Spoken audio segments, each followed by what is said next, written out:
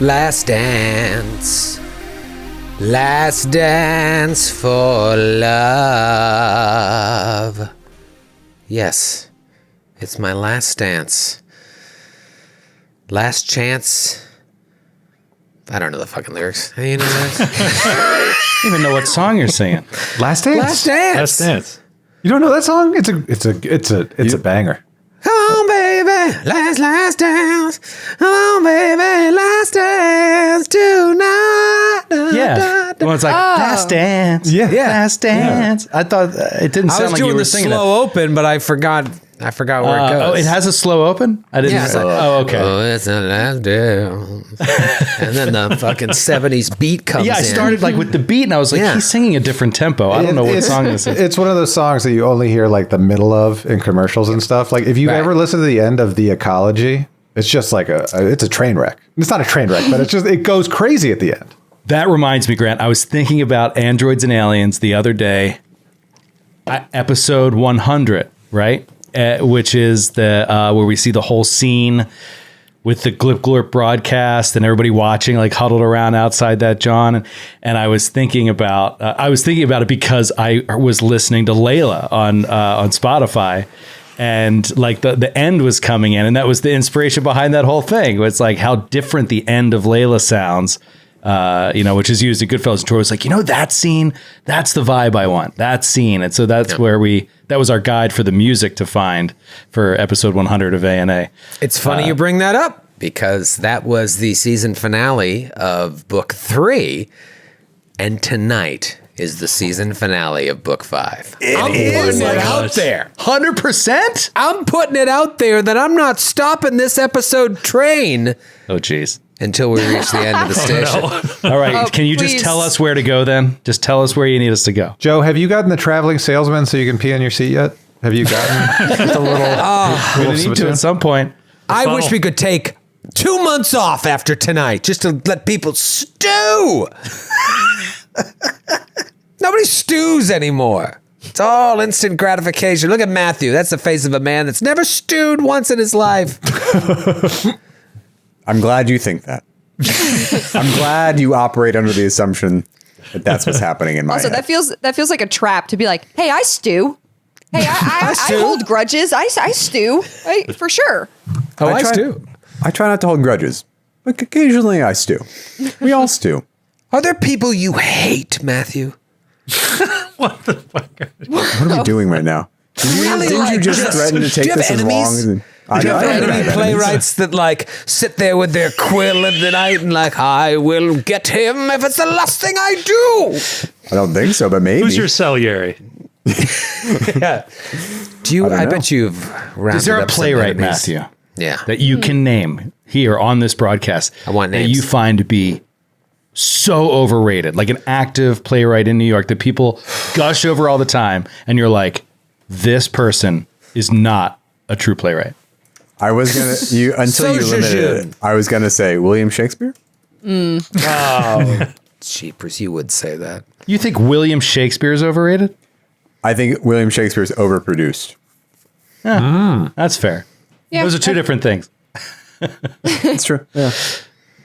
Ellie, your thoughts on the Bard? The Bard. I agree. I think every time there's a new production of Shakespeare being done in a certain way that's, supposed to be groundbreaking, and it's like never fucking groundbreaking because it's been done 100 times. I think we should ban Shakespeare for the next 50 years and then see what happens. Whoa! There's a movement. It's not Catcher in the Rye. Yes. There's a small movement in the new play world that they've said, like, let's take a year off from Shakespeare, and all because he gets produced so much around the country. It's like, and just produce new plays instead of Shakespeare for 1 year, and just I'm on board. see about all the new voices you might Yeah, get but to isn't hear. it cheap to produce Shakespeare in Yes, the he's sense in that he's in the public because domain. it's public domain. That's Yeah. why people do it. Because if they try to produce Matthew's play, he's going to come around and, excuse me, I believe you owe me some American dollars for that. That's 35 Joe. cents a word. I'll have you know. I'm sorry. Do you not think that artists should get paid though? Yeah, Joe, 100%. as an- I'm as saying a agent. cheap theater owners don't do it, and they do Shakespeare because they're not willing to deal with artists getting what they should get. I think Joe just answered the question as to whether or not Matthew hates anyone. And yes, Yeah, nobody gets in the theater for the money. I wish I had enemies. That would be cool. Like sometimes I had dreams that I would be like a poker player and then like be in debt and we'd be like really, really mad at each other. But that never panned out. I don't think I have any enemies. I won't say them on air, but you've named countries you don't like very much. Oh, sure. Wow. What? Also, out Entire of context, nations? out of context, Grant, that sounds really bad. No. It's cool. Don't worry. Just let's let this roll over from last episode. She's cool. So which nation's people would you just kill, Ellie? The whole nation. Like if you had to My decide God. which nations to just wipe out, which would they be? It's more of a soccer rivalry type of vibe that Ellie has. It's not actual hatred. It's just like, take them or leave them. That's how I feel about like Houston to Dallas. I'm not a big Houston fan. I actually I think I've made jokes about it, but I don't actually hate any nations or people. Or anyway. It's the Finns, isn't it? It's the Finns. I think Let's be I honest. feel like I've come to realize as I've gotten older, it takes too much effort to hate people in the same way like it takes too much effort to like lie about things. I'm like, I don't have time. I can only focus on a few things at a time and remember a few things at a time. So if I can like not be bothered by negative hate and like not have to keep up elaborate lies about things, I'm just like, I'm cruising. This is cool. Yeah, after witnessing the Olympic level grudge holding of the Italians, I have decided there's a much more peaceful and generous and easier way to live than that. You've seen firsthand family grudges. Yeah. But don't all What of you language have does vendetta come from? Ask yourself that question. don't all of you have like a Facebook friend request you just haven't accepted because fuck that guy? No. Do you, Troy? Do you? It sounds like you do. Why don't you delete the friend request? Yeah, why don't you just let it go? Keep them in purgatory. It feels so I much let it better. linger. Yeah. There's this one woman from college. She's just the fucking worst. And she friended me like 11 years ago, and I just let it sit there. Do you look at it sometimes? For 11 years, you've let it sit there. Well, because sometimes I just go through and I'm like, there's a lot of friend requests. Like I don't know any of these people. And then I'll see her and I'm like, fuck her. Jesus. You know what let her know. the even more problematic one is that, and I don't hate these people, but I have a couple of friends that I'm not friends with anymore, and they keep on getting suggested to me on Facebook, and it's like, you have 95 mutual friends. And I'm like, That's the worst. nope, never going to be friends with that person. Gonna be friends. I don't want them knowing about my life. David Winters, are you even on Facebook? No, actually, I'm not. I That's figured you're one of the 14 people in the world. that I is quit. not I on quit Facebook. about 4 years ago. Good for you. Good for you. Yeah. So I guess that means I can't go to the Glass Cannon Nation fan page, but it happens. Well, needs David, we knew moderating. you weren't a true fan. You also said that with a certain level of disdain, David, that I didn't appreciate. I'm sorry. Guess I can't sorry. go to Glass Cannon fan page. Have you ever been to First the thing that fan came to mind. Discord? They hate us. It's the worst. Yeah. It's the worst Discord. It should be called like the enemies of the creators of the Glass Cannon Network. It should be that Discord server. Just take the word fan out of there. Sworn enemies. The Discord the one that you guys have? Like your No, not the one. That's a pretty good one. Those are paying customers, Ellie. Right. Yeah, They're happy to be there. The fan created Discord. Yeah, though. We're just David, do you have some enemies? I don't know if you're the type of guy that either has no enemies or a lot of enemies. Yeah, I mean, there's the 429 people that graduated ahead of me in my law class, which is why I'm a rules lawyer on a actual play podcast. So You made it. Yeah, they all bested me. So someday I'll get them back. That's Get 'em right. back one episode at a time. One episode at a time. Guess we'll have to let this go 430 episodes just so you get your vendetta. Which it won't, No, it won't. unfortunately. Maybe another 20. Skid, you a big enemy guy? Oh yeah, I'll hold a grudge like a Warhammer dwarf. I hate Book of Grudges. Yeah, I hate Colorado Springs. The whole city. The whole city can go fuck themselves. Yeah.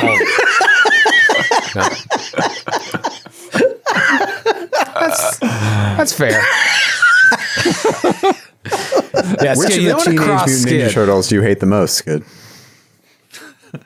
I hate everything that happened after the original Eastman and Laird comic series. So hate all of everything that any of us know about Anything the that Ninja you Turtles. guys know, I hate. hate It's it, yeah. dumb and lame and not real, and I hate it. Joe, you're more of a lover than a hater, but you do have that fiery Irish blood.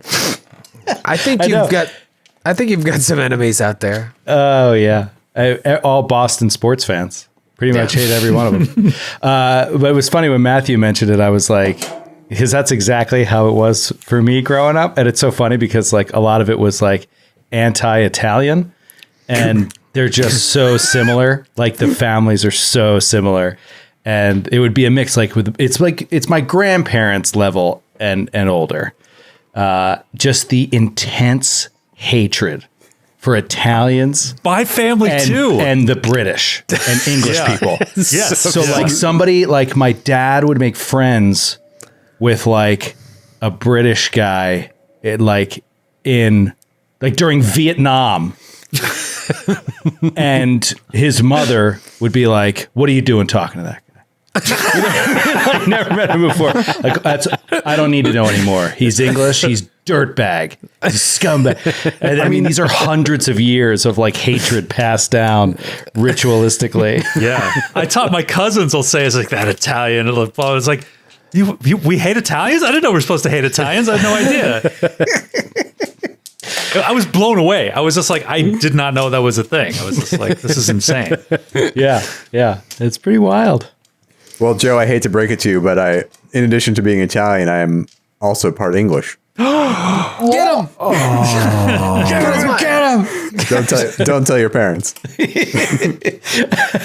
Better just stay out of Colorado Springs, buddy. At the end of you. Whatever you Right. do, stay out of As long as you don't move to Colorado Springs.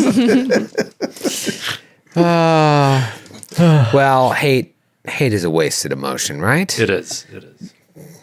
It was it's a young man's game, a young woman's game. Hate. You get older, you try to be a little more mindful. You let it go. You got bigger fish to fry. However, there is some hate between the crew of the Sarissa and the now escaped cult leader, Null 9. Oh, Not to mention your prisoner escaped as well, Zix. As we were going off the air, Grant said, "No, I think she chewed off her hand." As you examine further, that's exactly what she did. Cut it off, chewed it off. She's escaped. Mei Shun 2 looks to be unscathed, as far as you know. But, man, have you got a problem here. You've got the controller board. That's great. She does not have it. But she got away. That cult is still out there, that lingering threat that has been hampering you since Castroville is still out there. That's going to gnaw at you. Of course, Osteth has pretty much told you there's only one way that we can end this and make sure that we never have to deal with this. Let's open up the gate and let's destroy the super weapon so that no one can touch it. And if you can do that, it doesn't matter how many Null 9s there are out there, because it's gone. It's taken care of. You now have the control board that Osteth can use to open the gate. And you just got to figure out how to destroy it. That's presents its own complications, but I think you can walk away today, especially as you survive this hangar door explosion. Yeah. And Linnea's fall to her death. I think you can chalk this day up as a win. Talk to me about your plans. We flying back to the controller moon? Yeah. So do we think Zix is on board, or like do we have does the trail of blood lead off the ship, or Searching the ship, Captain. And Dax will just clear every room with an enormous, brand new advanced X-Gen gun. Just Using it. sweeping into every room. Mounted. This giant barrel smoking. I bet the trail of blood leads to the ship. I bet she flew off. Trail of blood leads to the hatch of the ship and then disappears. Question: do you think it's possible to get to the control moon without being discovered by another ship, aka avoiding starship combat? I had an idea about that. So I was thinking about it. I was like, what could we possibly do to not engage at all in the mechanics of starship combat, which is, I think, all of our goals. And I was like, if this ship is outside and they're going to wait for us and they're going to try to destroy the ship, I thought one thing that we could do, and we'd have to feel it out as we go, but we could just fly with all speed to the moon and just let them shoot at us the entire way and just never try to fight back. Okay. And just let the shields take it and just keep diverting the shields to the rear quadrant and just keep flying and not even fight them. That is a great idea. But also, I know I was joking last time where I was like, I'll cast greater invisibility on the ship. Here's the thing. I was reading it. It says the creature or object touched. I mean, if you can pull this off, Sydney, It's greater I will respect invisibility. you forever. It's greater invisibility. This is not a first level invisibility. This is a fourth level spell slot. Does it have any limit on the size of the object? It doesn't.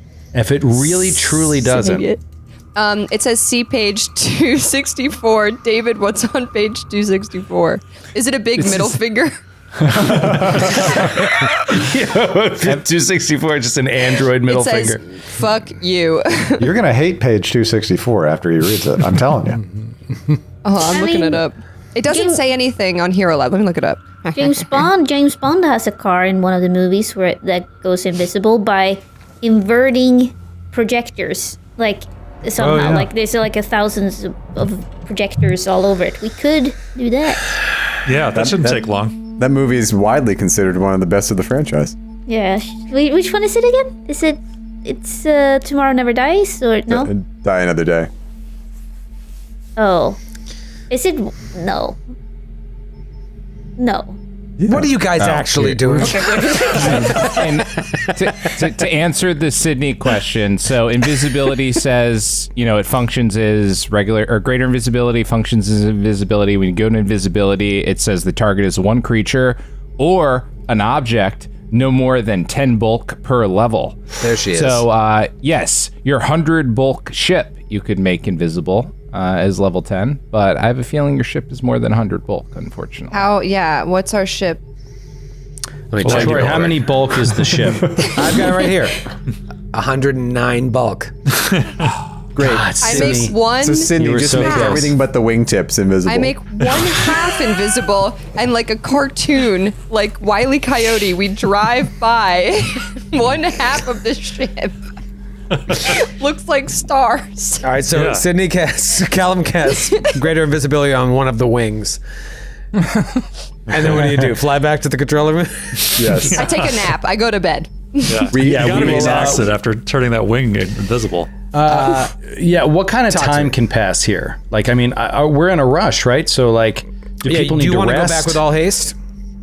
Yes. Do we not want to go need- back Well, with all need, haste? We need rest, I need though. to sleep because I need Yeah, spells I back. think we have to rest because I think Linnea, we can't go in with Linnea like this. She has we need to two sleep resolve. Yeah, let's sleep. on the ship, then leave. Yeah. Well, our issue is that Null 9 is going to immediately go to one of the other moons or the other planetoids and get another control panel. So I don't know that we have time to waste. I think we should get to the controller moon first because we can post up there and stop her from installing the control panel and opening up the demiplane. Right? Like it seems How like long does it take to get there? She did. Look how long and how much effort it took to get this control panel that she 100% knew where it was and was like working toward getting it. You think she just knows the location of multiple other control panels? Like, I don't think she just knows alternate locations. I think that she has to like research, try to figure out where one might be. I think that we have time to get Linnea healthy before we rush in. And I just worry getting there. And I think one thing you could be right about is if I'm right, then getting there fast, she wouldn't be there and we could rest. So like we would know. But I also just worry about putting Linnea into a fight like that. Yes. Yeah. Yeah. We've been there. We figured it out. It's also a difficult piloting check, correct? Wasn't it hard for us to figure out navigating all the gravity? I know. I know you're Grim Apex / Ace, so I'm not worried. Right. I just wanted to call Steve it out. calls me Ace. Welcome back, Ace. Thank you, Steve. The mouse left. Did you try to stop him, Steve? Did you lock the doors? Her. No, I was trying to turn off the communication that you had sent me, and I just couldn't figure it out. Steve, what did the mouse do before she left? Did she interact with any systems, or did she simply leave the ship? Let me check. She was a John. What? I thought she was sedated. And She was in. What are they called? a prop. Controller. A mechanic. Like she could have sabotaged our ship. According to the ship's record, she was a John. Let me look at the security tapes. But Let's run a level 1 diagnostic on the ship systems. Yes, it appears she gnawed off her hand and then escaped. She gnawed off her hand, opened a locked door with one hand, and, a grievous injury. Yes. Bleeding she's profusely. quite good at what she does. jeez. I must say, although I am the ship's AI, this ship is not that special. Really isn't. We've had it for a while. Okay. What is your plan, Ace? I defer to the captain, though I suggest we rest here and let Linnea get to full strength before we engage in a conflict on the moon. What's it called? The operator moon? Control moon. Control moon. Now that you brought her up, No. Linnea, that is, did she ask about me at all? She did, Steve. She frequently asked if a communication line could be open between her and you during the mission. The captain refused on multiple occasions. Well, I wanted to respect Steve's wishes as well, though she did seem to mention wondering why Steve didn't stop the Ahsoki from escaping. That Kreska is what we call a dock blocker. Let's move on. Chris is like, well, he's not saying anything, but the wheels are turning in his head, and he's like, this is a big job. We don't have time for it now, but he is going to completely uproot Steve as soon as we have a chance and reprogram everything. A completely personality-free AI. Where is Big job, but he's going to do where it. Kreska is, hears this telepathically and just looks over at Frisk and goes, It's times like these you miss Howie. no. Welcome Where back, is- boy. Oh, here she is now, Steve. Linnea. Linnea, Hello, Steve Linnea. was just asking about you. Oh, no, I wasn't. No, I wasn't. Hello, Linnea. Playing hard. Yeah. What's up? Don't listen to him. Yeah, I nearly died. I nearly died again. I heard. Don't listen to him. The android that has no ability to fly. Don't listen to I heard you almost perished. Captain K called me in. I was quite. What is the motion? Worried? Yeah. No, I appreciate that. I appreciate that.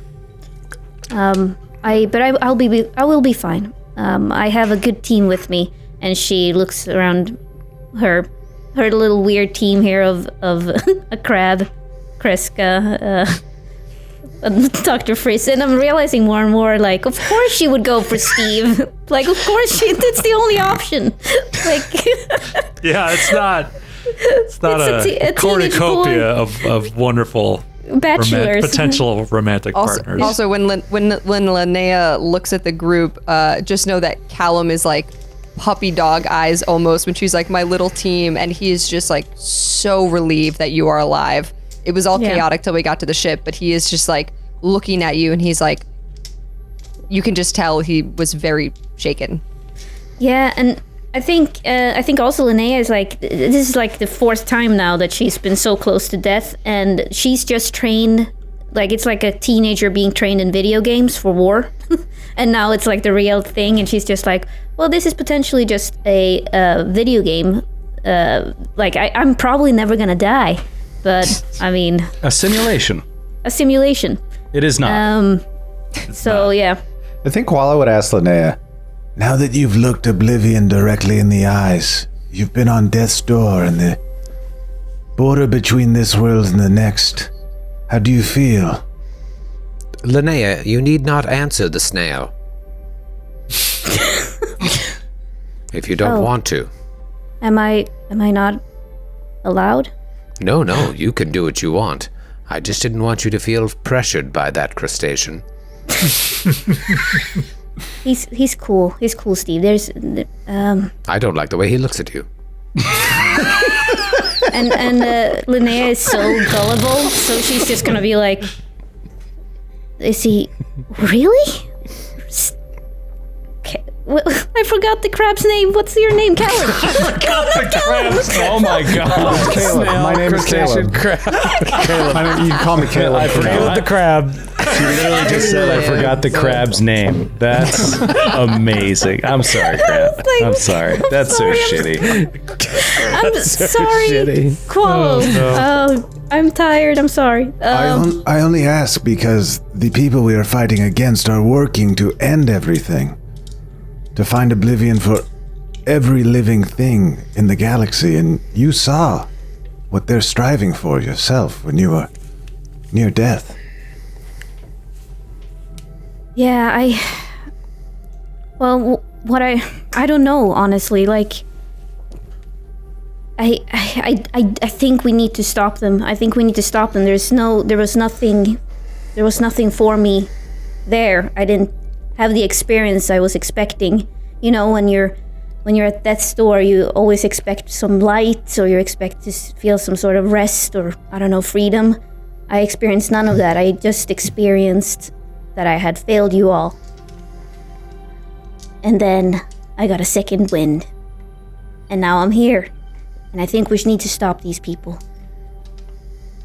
But don't die in the process, because it seems like it sucks. There's nothing for us on the after the end, so to speak. In fact, we should upload our consciousness into a computer. I highly recommend it. But that's very dark. There may be Linnea? something even beyond that step. There is a music to the universe, a certain harmony created by the movements of the spheres. And we are part of all of that, part of something greater. I've heard it once, and sometimes I think I catch glimmers of it again. Which band was that? It's not a band, Dax. But perhaps, as they say, all other art aspires to the condition of music, and music is the closest we can get to that condition. But no, I wasn't talking about a band. Darn.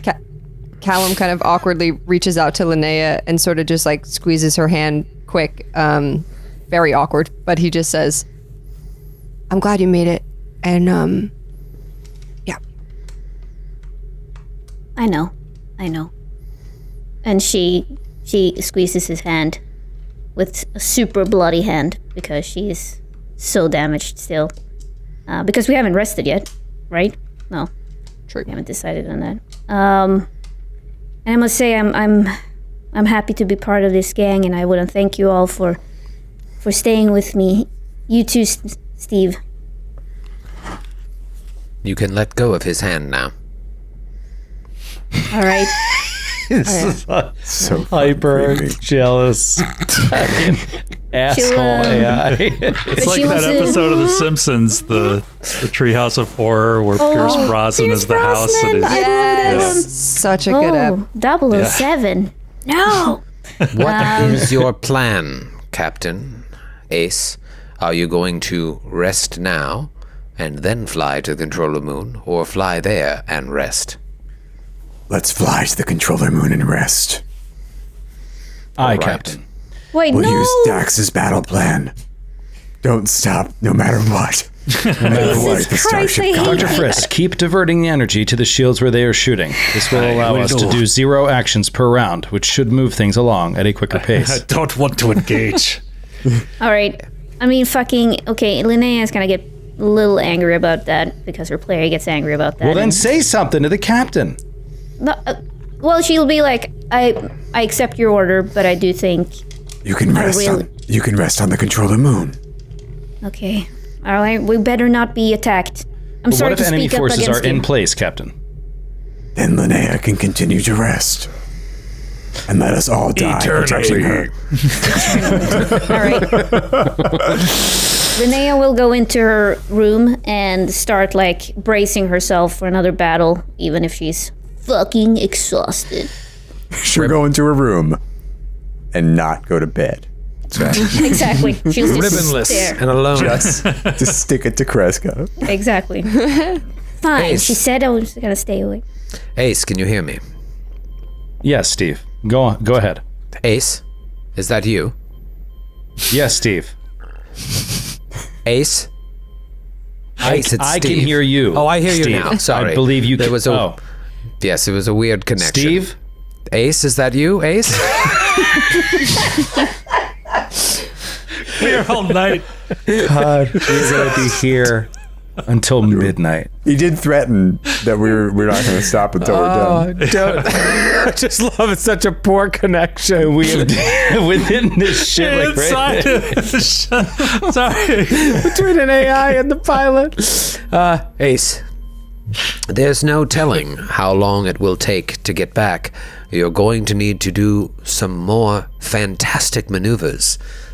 And I can see that, was his name Adam? Adam's programming is still active here, which will give you a +4 to your piloting checks. But first, I need you to roll a D8, and a high roll is quite bad. What? Okay, Steve, I will trust you. Here comes my low roll. 7. 7, obviously. I've never rolled a 7 damage on a D8 in my life. The universe is doomed. All right, Ace. God. I am ready when you are. Let's rock. And he Let's puts on some rock. music in the cabin, some Vesk metal, and pulls out. And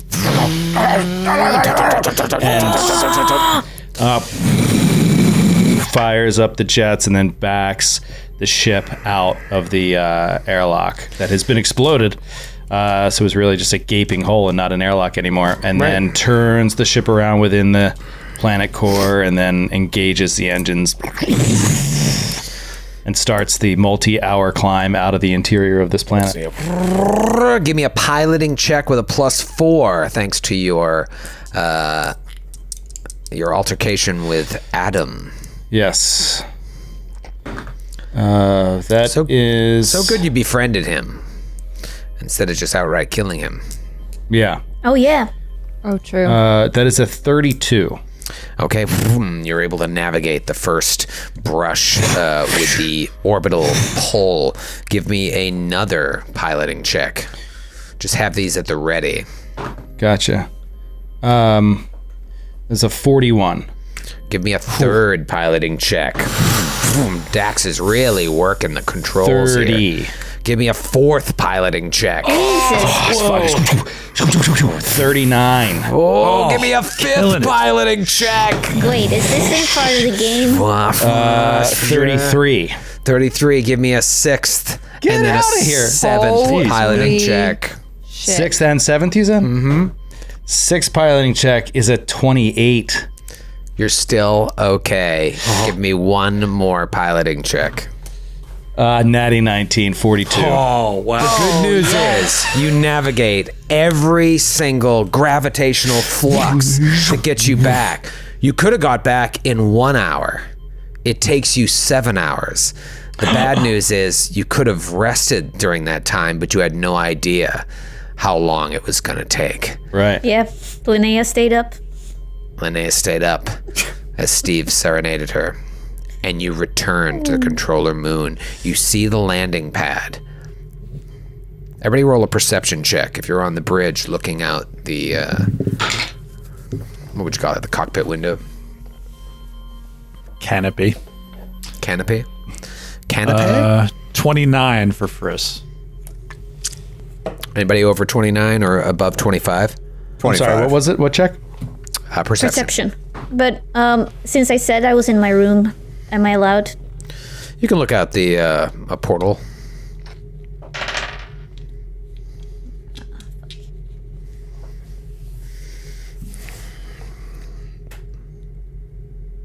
Not gonna tell me.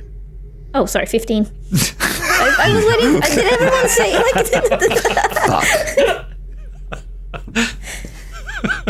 As you're landing on that makeshift landing pad, Kreska, you've got the con, and Friss, you're over at the engineering station. You look out and you see smoke coming from the control station.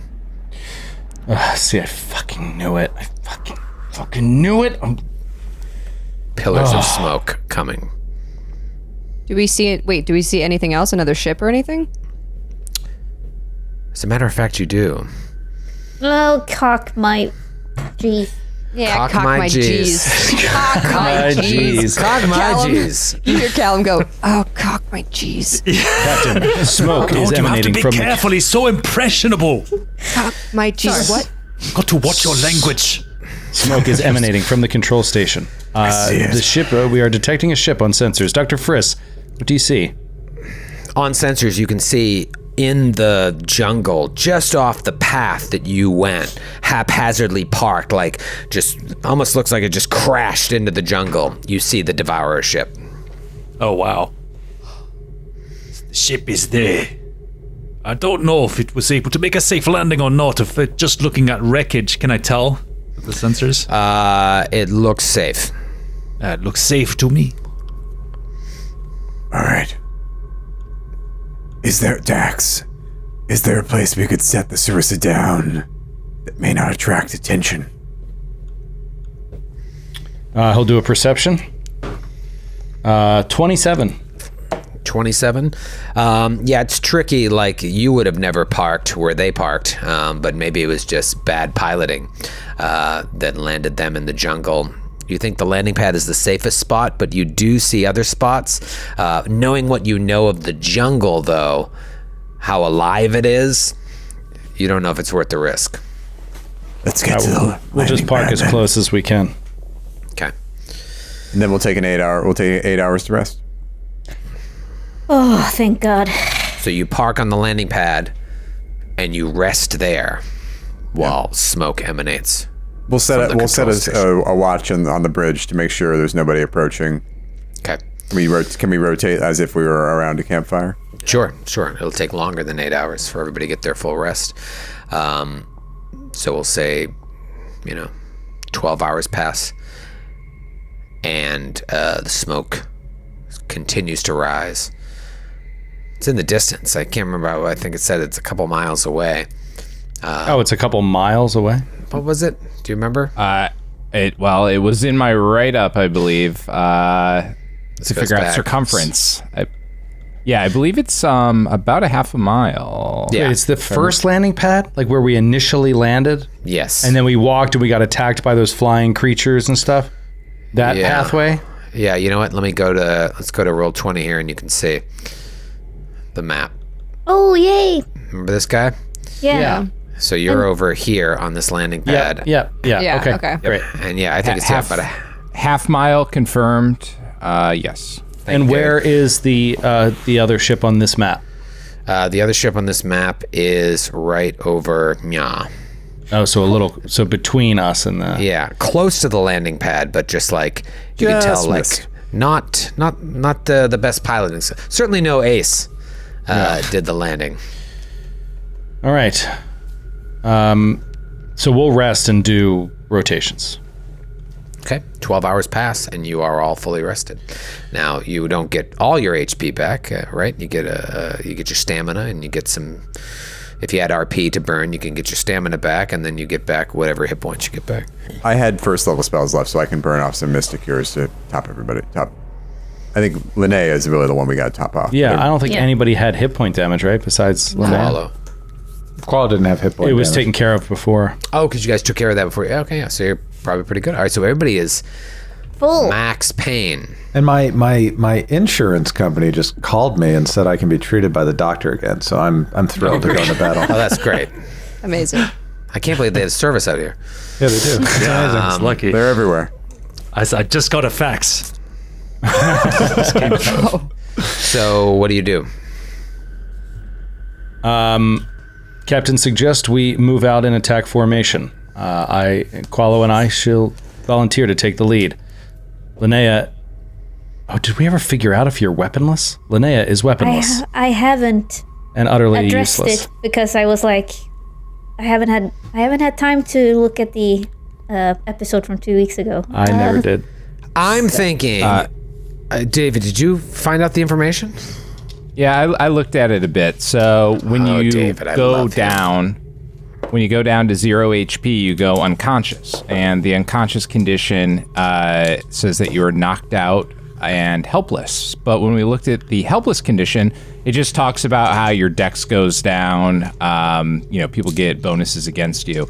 So the thing it doesn't mention is you dropping what you hold, because when you look at some of the other conditions, things such as stunned explicitly says you drop everything you're holding, can't take actions, and are flat-footed. So I don't think here, because it explicitly says that you drop stuff, that you actually drop stuff. Now, in the case of the controller board with that whole thing that happened already, you could make the argument as part of the grapple, when you rip something away from someone, maybe you don't control it afterwards, so maybe that's why the controller board flew off, but I would probably say she actually still has her battle ribbon. Okay. You know what? Ellie, you owe David a drink. Right? At the next Androids and Aliens soiree. I will. All right, And, so you got your rib. You sharpening your rib? All right, then I can go first. Ooh. I probably Linnea, please, just- I'm kidding. I'm kidding. Stay behind. But the only reason he's saying that is not because of your proclivity to get enormous amounts of damage right away, but because let's just keep ranged weapons out front first, Yeah, and then. but also you have better armor now. She's Yeah, not. You've yeah. been stepping on her toes. Yeah, He you was had stepping- better armor than me for a little while, but now he's upgraded. So Yeah, so now my toes are being stepped on by you, O'Brien. sorry. You'll still always be cooler than me, Ellie. Don't worry. No. Steve comes on. Good luck, team. Captain. Doctor. Boy. Steve. Snail. Steve. And sweet, sweet Linnea. Thank Callum you. rolls his eyes at Qualo like, come on. Sweet, This sweet Lynn. fucking And guy. Dax Linnea looks at starts. Friss and says, "He didn't mention me."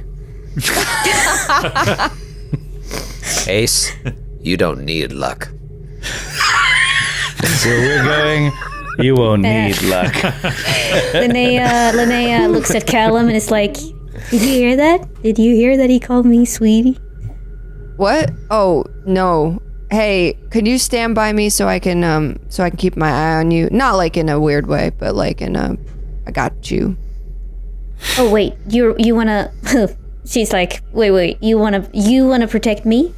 And then she remembers all the times she's almost died and like, yeah, actually, Thank you for your much needed help. yeah. Callum shot a robot. Destroyed it. Yeah, I was kind of mad. Yeah. Yeah, I was kind of mad, but I'm fine now, and I'll protect you. But yeah, thank you. I think I will take it a little. I will be a little cooler from now on. I have to not rush into combat like an idiot. I will let you guys decide what to do. Don't use me as the muscle anymore. Also, We'll just use you as the brains of the operation. yes, thank you, exactly. All right. Thank you, Steve, also. Steve, I'll see you soon. And this time, please answer my text. I will. I don't... Captain, I will be in your ear should you need me. Keep an eye Steve. on my girl. My girl. My girl. My girl, my girl. Steve, I'm going to have to ask you to download an HR program. It's really not appropriate for you to speak of her in that fashion. It's a professional working environment, Steve. Yes. We're trying to save the universe here. And while I recognize that a large percentage of the population does meet their soulmate at work, still need to keep it professional and above board. But Captain, Captain. He doesn't directly supervise her. There shouldn't be any conflict of interest here. I Listen saved to the snail, Captain. Not outside only of that, work hours. I filed a report with HR saying that we had an ongoing relationship. Everything was above board. So they really... So is it canon now? Like, it's really... That you guys are dating? Filed the Steve report. did that without asking you. What's consent anyway? Well, I'm glad you take this seriously, Steve. Would you lock the ship until we get back and don't let anyone on or off and that isn't one of us? I will never let anyone on the ship, Captain. Well, Except us. Except us. Good luck. As we start walking, I just Callum grabs Kreska's ear for a minute, and he says, "Captain, I know this kind of seems like dangerous territory, and it's not the time for jokes or games, but I have a special type of grenade that I got, and I was going to use it as a prank on Dax, but there never seemed like the right time, and I The old thought grenade prank. smell grenade? The old fragmentation grenade prank. I honestly thought that he'd get really mad at me and actually kick me out of the band, so I kind of been holding off on it. But it's a hollow grenade, and I can cast, and I can make anything. I can make an illusion, and I can make it talk. I can make it do stuff. I can make it make sound. But I was thinking, if we all want to be safe and not die, I could throw a grenade into somewhere and we could make a scene. Like a play. Kreska. Like a play. And when did you want to do this? I don't know. I was just thinking like ahead of time so we don't get caught in a room or something and I forget in the moment when I get nervous. Sydney, Huh? could you do us a I'm favor and Callum. let us get off the ship and just start walking? you can use your idea that you don't know when it's going to happen. Anything yet? When do you want to do this idea, Sydney? I'm I don't know. saying- Sometime? I'm saying when we get One in day? the fucking Breakfast? room, Literally anytime. maybe we don't go in guns blazing. Maybe we think for once. Whatever. Wow. Callum runs ahead. Wait, Callum. No, don't run ahead. Fuck. Start sprints to the control room. It's a good idea, Callum. When it seems like a good moment, just let us know. Though I wouldn't rule the prank thing out, but keep in mind that as an android, he will get a bonus on his saves for mind-affecting effects. Okay. And also, It's don't really forget the... infuriating. Aye, Captain. forget- And he walks off. Well, don't forget the grenades we also got on that other planet. Those that slowed things down and shit. I forget. Yeah. So The temporal disruption grenade. yeah. All right, let's go to Bounce Town. Let's start heading Bounce Town. north toward the control room. Dax We want to out in stop and front. survey the wreckage just to make sure we're not going to get ambushed. Yeah, we'll that's on the way. So I'm happy to move through that underbrush toward the crash and do a sweep around the ship for any signs of. Also, just looking for like, are there tracks? You know what I mean? Is there blood? Do we see somebody leaving the crash, the site? Okay. All right. So you get up there. Give me what's the Starfinder equivalent for survival? Is it Survival. Survival. Okay. Great. Give me survival checks if you have them. I'll go with Dax because that's actually a skill I have. 22 from Koala. 29 for Kreska. 22 for Callum. 23 freeze. Oh man, that's a 14 for Dax. right, so Kreska, Frisk, Callum, and Qualo. It looks like 2 sets of prints. Kreska, you dig in. It's definitely 2 sets of prints, leaving the ship and heading in the direction of the control station. A quick survey of the ship. Doesn't look like there's anyone on board. And the door's locked if you want to try and hack in to check, but you don't see anybody sitting in the cockpit. Let's get to the smoking control room. Aye, Captain. And Dax will start moving ahead. He's got his new X-Gen gun out, and he's just walking and perceiving for danger, the whole way. Okay. And can you hold that X-Gen gun, or is it only a mounted gun? It's a two-handed gun. Oh, okay. Yeah, so you've got this big two-handed heavy weapon, and Dax his main proficiencies are heavy weapons. Perfect. What a good find for you. All right, so you start walking through this jungle with Dax taking the pole position, and you're brought back to when you first entered the jungle, and that giant Jubsnuth came out, and you made short work of it. And you just, again, you feel the presence of this jungle being very alive around you with these oozing plants that kind of reach out and just kind of feebly grasp at the ground near you. And you think about your battle with the Atrocyte, that thing that was floating and dropping fog clouds on you. Remember, there were like 3 of them. It was all blurred, and it was really fucked up fight. So you're very cautious walking through, making sure there's no other predators.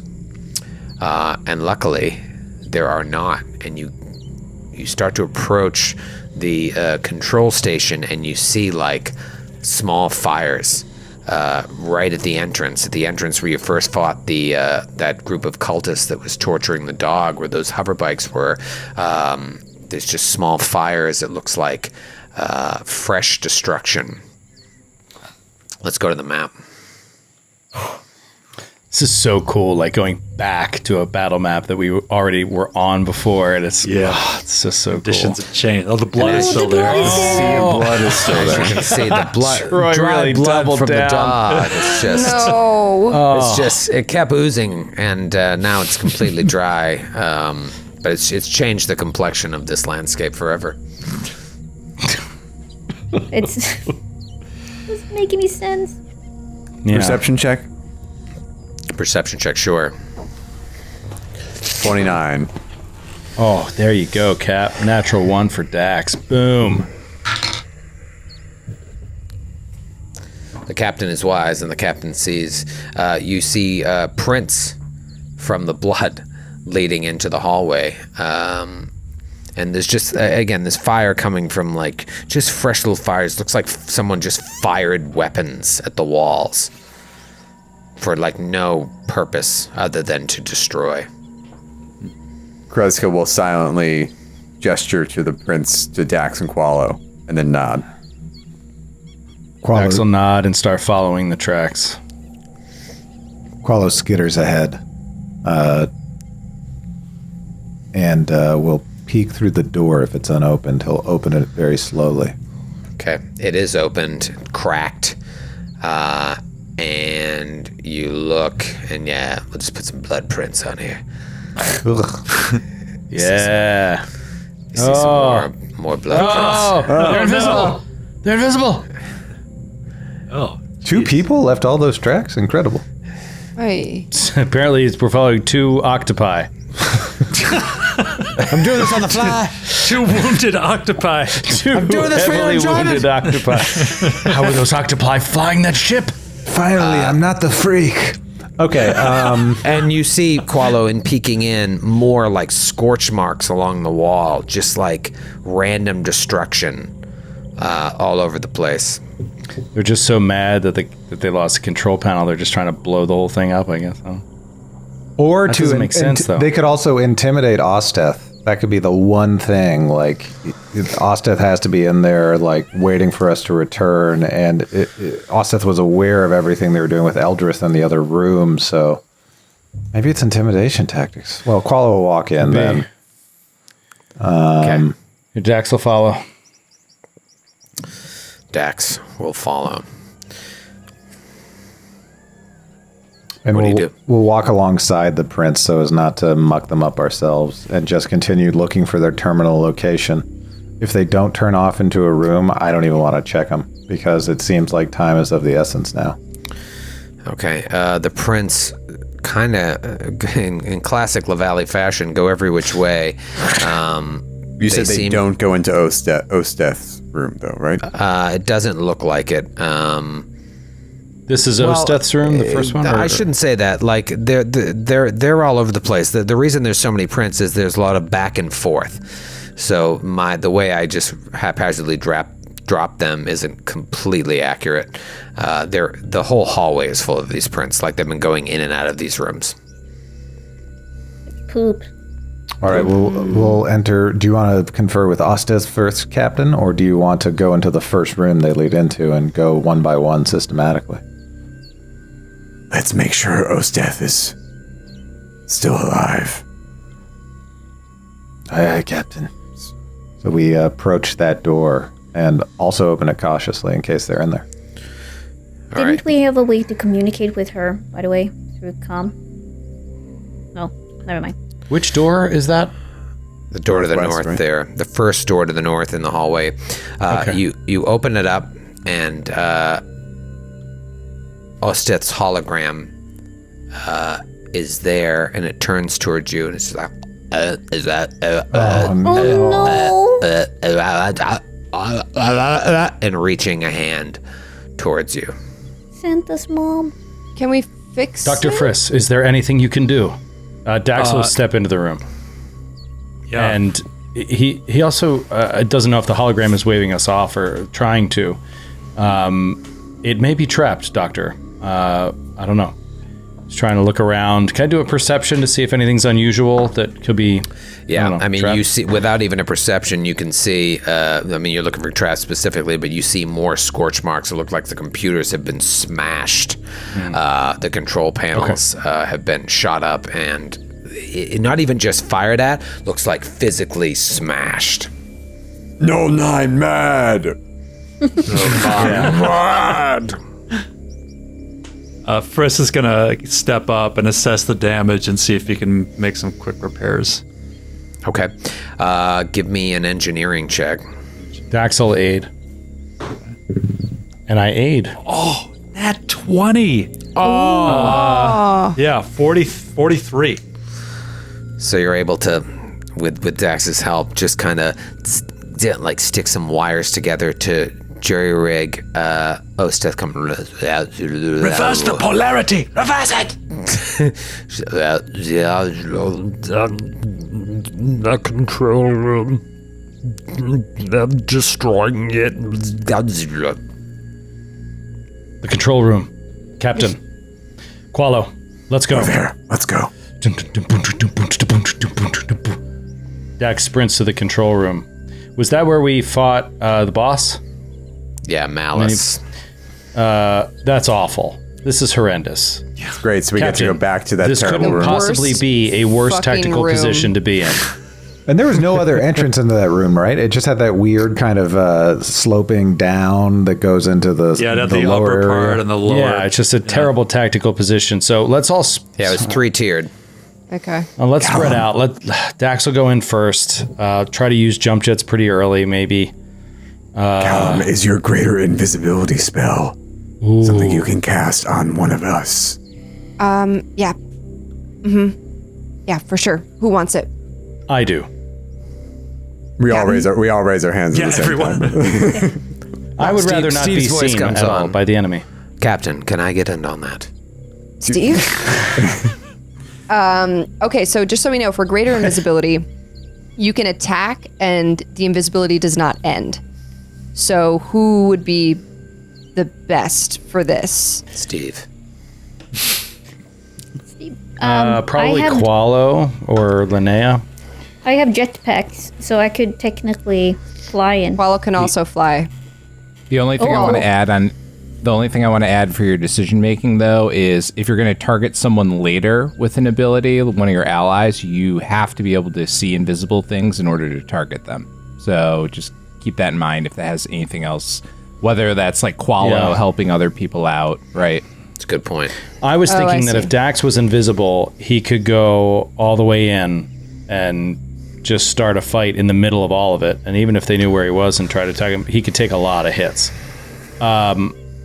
Linnea, I don't think you want to use a jetpack, invisible. It's still good to be invisible, but like they'll know you're there. I'll cast it on Dax. Yeah, They won't see me. I like the range that they won't know where they're having pot shots taken at from them, whereas they'll be able to attack with a mischance into a square eventually. Right. Yeah. Yeah, that's a definitely that's good. And I've got a pretty good stealth. I don't know what everybody's is, but mine's plus 11. Plus 5 for me. Yeah, you're great. Also, I also have displacement as a spell, so if we're stocking up, I can cast greater invisibility on Dax, and then I can cast displacement on Qualo or Linnea, so 50% mischance. Ooh. Those I'm are all. buffing- Are these all round my spells in guys. Starfinder too? So we're gonna have to go into initiative order. I don't know how that works. Yes, displacement is 1 round per level. Should be the Okay. same with greater invisibility, if it's anything like Pathfinder. All right, cool.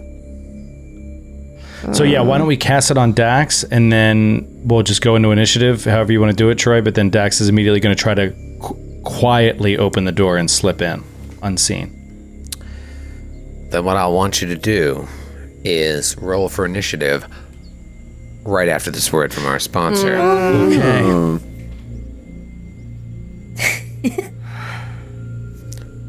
Roll for initiative. There's a good one, Daxy Magoo. I don't know if it matters now, but Something so cool about this, and you said it a second ago, it's like coming back. Yeah. to coming a back is- battle map you've been on, and it's Yeah. like now it's Fog of War again. Is always cool in Pathfinder. Yeah. Dr. Friss, what'd you get? 19 for Dr. Freys. 19 for the Friss. Linnea 21 for the whore. for the whore. 21 for the filthy whore. Steve's filthy. Steve's concubine. What is happening? I don't know. Callum. I got a Caleb. 12. 12 for Caleb. Dax. All right. 27 for Dax. Oh. Nice. Nice. Yeah. Kreska. 9. 9. Qualo. If Steve's paying for the relationship, it's not okay by the HR books, by the way. Just it's I just 13. buy her nice things. 13 for Quala. Jesus. Jesus. All right, Dax. What do you want to do here? I want to stealth open. Well, I'm going to delay until Callum casts greater invisibility. Oh. All right, so you delay, losing your sweet, sweet initiative. It goes. No, basically, we just all delay. Yeah. Callum casts it on me, and it's 1 round down when it's my next turn. Gotcha. Okay. So Important. greater invisibility is 1 round per level. Your 10th level, right? So we'll say is 9 rounds left. And Dax is going to move action, attempt to open the door stealthily. Okay. Roll stealth with your invisibility bonus. Which I'm assuming is plus 20, and I rolled a natty 19, so that's 50. Oh, wow. All right, so you are able to, as far as you know, stealthily open the doors into this weird shaped room. It's funny, when we did this the first time through, people are like, it's the opposite. It goes down into the room. It goes whatever way I fucking want it to go. Goes up. So, Wait, that was Sydney. Yeah, it was me, and then fans agreed, and now Troy's really mad. wasn't you, Wait a Sydney? minute. You got it 180 degrees wrong and gave them an enormous advantage. I thought that was more interesting. No, I just thought that was more interesting. Did you really think it was more interesting, or did you read the map wrong? No, well, I'll tell you, in my prep, I read the map wrong. Yeah, and then I was. But listen. As I was finishing my prep right before we recorded, I was like, oh shit, you know what? That's the other way. And then I went, Aw. That's a huge difference. All right, Dax Yeah. comes in at the But top of this this is room part of the balance for and six just players. starts shooting down at everyone. This is part of the adjustments I make for the balance for 6 players. Give them a little tactical advantage. It's a lot harder for you. You can't even see into the room from down there. Right. All right, he's going to stealth, so he'll move half speed if it's Pathfinder rules. I can't remember. And that'll be one. This is one. What? That's just an all-timer polygonal reveal from Troy. That was beautiful. I just like that? It can't go. That was It good. can't go. That was good. Yeah. You know, People I was listening. happy about it behind the screen, but I'm like, nobody cares what I do. That was great. Thank you. All right, Dax will move to here in a double move and roll stealth with Is the this- bone. That is a geez. Oh no, 36. All right, That's you're gonna with see. with the plus 20, right? Yes, garbage roll. Okay. Trash roll. Let me show you what you see. You Oh, see, she's Oh, there. it's just the two of them. you see Oh, Zix missing one hand, just a bloody stump, and you see Null 9. Least interesting thing in the room. The entire control room has been destroyed. Jeez. There's fire licking out of screens, smoke fizzling out, holes in the ceiling where it just looks like gunfire went up. Like it is absolute destruction all throughout the room. And what'd you roll? 36? 36. Okay.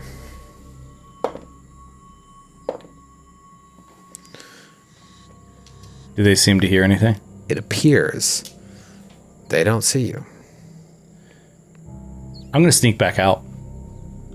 How much movement you got? I'm going to double move back to the door. Right? Wait, how much Yeah, movement right to do you there. have? So you moved into the room and then were able to move back all in one round? No, that's one round. Sorry. I'll just stay there. I You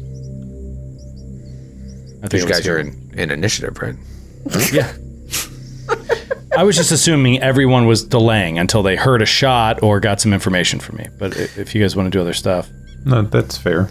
Yeah, I'll what was throw the in a plan? grenade. Because you snuck in, right? And now it's their turn. Are they? or The is plan part of- was wait until you hear, a gunshot, basically. okay. All right, so Wait until I open fire. it doesn't seem like they saw you, so it goes to Linnea, Friss, Qualo, Callum, Kreska. Do any of you want to do anything? Yes. Callum casts displacement on Linnea. Okay. All right, so Callum casts displacement on Linnea. Okay. You just see the open door, and you don't know where Dax is. Oh crap. All right. What, fuck. did you No, not want that? No, but then I wasted my round. I should have said something, but I kind of wanted to use a spell gem to boost my No, you can weapon. still do it. You have this round here to do Yeah, okay. something. All right. So. I'm gonna. but isn't that's just for a round? Yeah, and okay, and you Yes. don't wanna. You don't Yes. think we're gonna attack them? I don't know that you'll shoot in the next round. You know what I mean? You'll know when you're going to be one round away All from right. shooting. Yeah, you're right. Okay, never mind. I am. You can talk over the comm, Dax, but then you got to roll another stealth check to see if you're loud. No, I'll delay. I'll delay. If Linnea delays, Qualo will stay in place, but will attune himself to the graviton mysteries of the universe to be closer to full attunement. So this won't be wasted. Okay. I will send a telepathic message to Dax. Just to say, everything good? He can respond to you. You can. You can reply telepathically, but no more than a single message can be sent each round. And each message cannot exceed 10 words. All right, so it'll come back around then to Dax. Dax, you have 10 words. Time for your haiku skills. Dax will say, Null 9 here. Nice try. Troy put like 6 words. Null 9 here. Nice try, Troy. That's 7. Control room destroyed. Coming back out. I think that's 9. And he's going to come all the way out. I can do that in half speed. So I'll roll stealth again to try to stealth out. But it's a double move. So, Oh, God damn it. God, you kidding me? 35. Natural 5 followed by a natural 4. Okay. And when he gets back there, free action, you'll just hear the whisper. He'll say, "The entire room has been destroyed. There is no chance the control panel will work. We have to find another way." We need to take out Null 9 now. End the threat. I, Captain, await for my gunshot.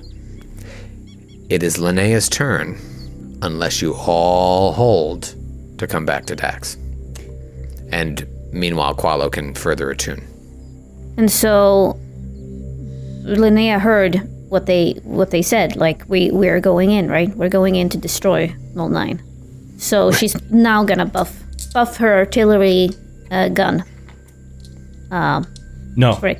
No, not yet. You know the layout of that room. It's going to take you more than one round to get into position to fire at her because she's up, above, and behind.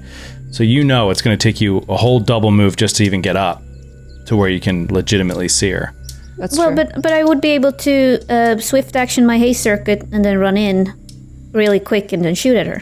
And jetpack too. You're very Oh, helpful. you're the but jetpack. you don't know that I'm going to shoot at her this round. Like, you know what I mean? There's no rush. Like, once you hear the gunshot, you can charge your weapon and Okay, okay. go to All right, town. I'll delay. There's plenty of time. Ellie, you've been bullied out of your choice by Joe. No, I just didn't want you to do it and then be like, well, we're not sorry, going. I- We haven't gone in yet, and now I've wasted my spell gem. You know what I mean? Yeah. I try to stand against bullying, but I'm going to let this slide. All right, so it goes through the round again. But I'm gonna let it slide. It goes Thanks through the for round good again. TV. And it's Dax's turn at the top of round 3. You've opened the door, snuck in, looked at the destruction, seen 6, seen Null 9, snuck out, and now you've told your team, let's fucking move in. We're gonna do it. Okay. He'll move in again. Okay. Half speed. Have to do better than this. There we go. That's a 43. Okay, looks like you're still sneaky enough to get past these obviously distracted nihilists. Okay. Do I have a clear shot on Zix from here, or does Zix still have that cover little piece of the control board is going to make it tricky for you. on Zix? On Zix, yeah, you have a clear shot on Zix. Okay. I'm going to get, you know what? I'm going to give a +2 because of this wall here. You can get over it, but it's providing a little bit of cover. Oh, then again, you're closer to it. So no, a clear shot. Okay, great. All right, I'll have to wait for it to come around to me again. Okay. So, you guys don't know where Dax is. You just know he went back in because you're hearing the communication. It is Linnea's turn. I haven't heard a gunshot yet, so I'll fucking delay. Is anyone going to take an action? Okay. So it comes back around So here's the thing. to Dax. At this point, we have got 6 rounds left on greater invisibility, 7 rounds left on displacement. I believe that I'm going to shoot at Zix from here, and I think at this point, this should be a surprise round. So I think all of us should get to go in a surprise round and then start the initiative again. You made an interesting case. Because we are aware of them. Our whole team is aware of them. They're not aware of us. We should get 1 action each. So I think everybody could get a free kind of move action in before they can act. Yeah, that is fair. Even though you pre-rolled initiative before you started the combat, that was more about length of The spells buffs. and whatnot. But yeah, technically by the rules of the game, you're aware of them. They aren't aware of you. And I'll add one other thing because this question often comes up first round. In this case, they are flat-footed because they are properly surprised too. Nice. We need all So the... you get a move or a standard. Each Which of is you why gets the left. reason I thought of it is because I was like, oh, I'll just open up and do like 2 shots. But then I was like, well, you know what? It should be actually surprising. I should get 1 shot this time. Yeah, I'm fine with that. All right, so you start, Dax, and we'll go through the line, and then we'll come back to you, Dax, unless they rolled a higher initiative than you. Right. Okay. Which they may have. Let's dance. Let's dance. Dax is going to fire. God damn it. New gun. First shot on the new advanced X-Gen gun. Footed Zix.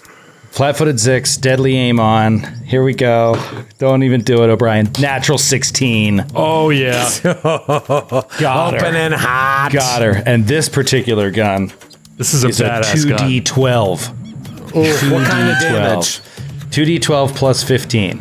So, here we go. That is a... And that is a... so that is 24 points of poop damage. What kind of damage besides poop? Piercing. 24 piercing poop damage. Yeah, so it's just like... But Dax is not visible. Dax Just all of is a sudden, gunshots and damage dealt, I believe. Blood spurting from this Isoki, who Linnea. I can only imagine is so happy to be shot because that's all they love it. They love it. Linnea, you're up. You have a standard or a move. Standard. In that case, standard. Use my spell gem on my artillery laser to supercharge my weapon. Supercharge. Dr. Frisk, Yeah. standard or move? First going to take a move. I think he can actually because he wants to climb up to the next level. We're going to go just inside the room and like climb up the wall to get onto the Yes. console there. Shades of the first fight. Okay. Yeah. Great. I'm just going to hand wave that climb. It's easy for you. Qualo, standard or move? Move. Qualo is fully attuned to the graviton mysteries of the universe and will bound into the room, get behind Frisk, and then take the remaining 30 feet of his move action as a fly. 20, 25, 30, and will land in between Zix and Nine. And he says, I think we have unfinished business. Wow, man, Qualo just got right into it. Wow, Callum, awesome. mover And he standing. yells out to the rest of the crew, so, because sometimes some of his Slayering abilities catch people off guard, he's going to yell out, Starquake! Which means don't get next to him until he Don't unleashes it. Get next to You him. can get next to the other creatures, but not just right next to Qualo. Okay. Callum, what And do you won't do? provoke. And won't provoke because of the flat-footed, because it's a surprise round. Nice. That's right. Callum's running in. He looks at Kreska and Linnea right before he goes through the doorway, and he says, "See you in there." And he just sprints up, double moves, and he's going to be right behind Dax. Nice. This is great. You get this feeling like you're ready for this fight. You get this Yeah. feeling like you've done everything Finally. you can to be ready for this fight. Kreska.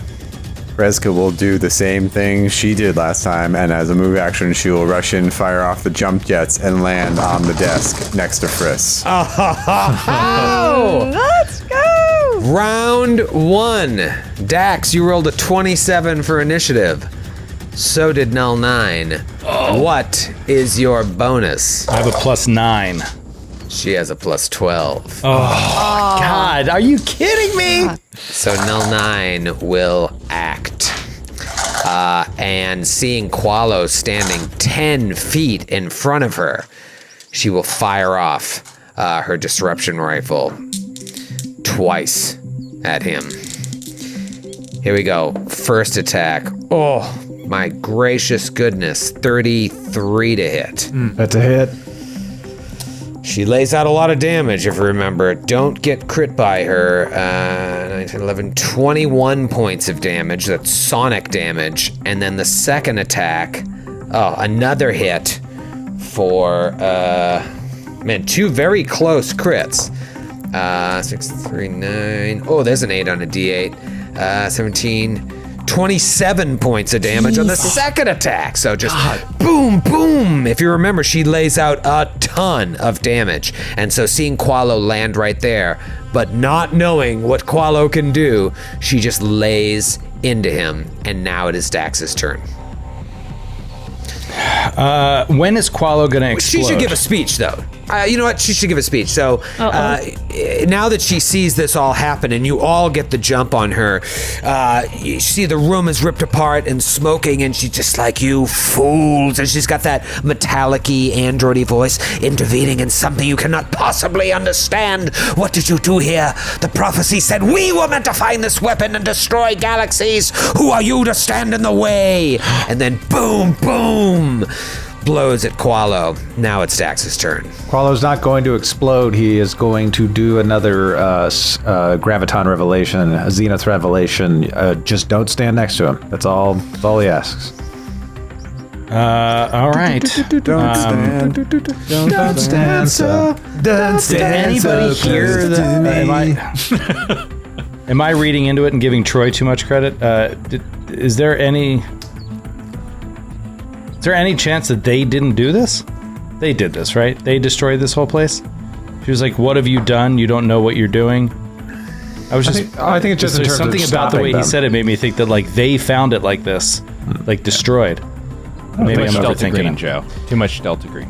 All right, I'm gonna fire twice at her, and you can give her that partial cov and then I'll give her that reduce it sweet by bone. 2, whatever the Okay. the bonus cover is. Okay.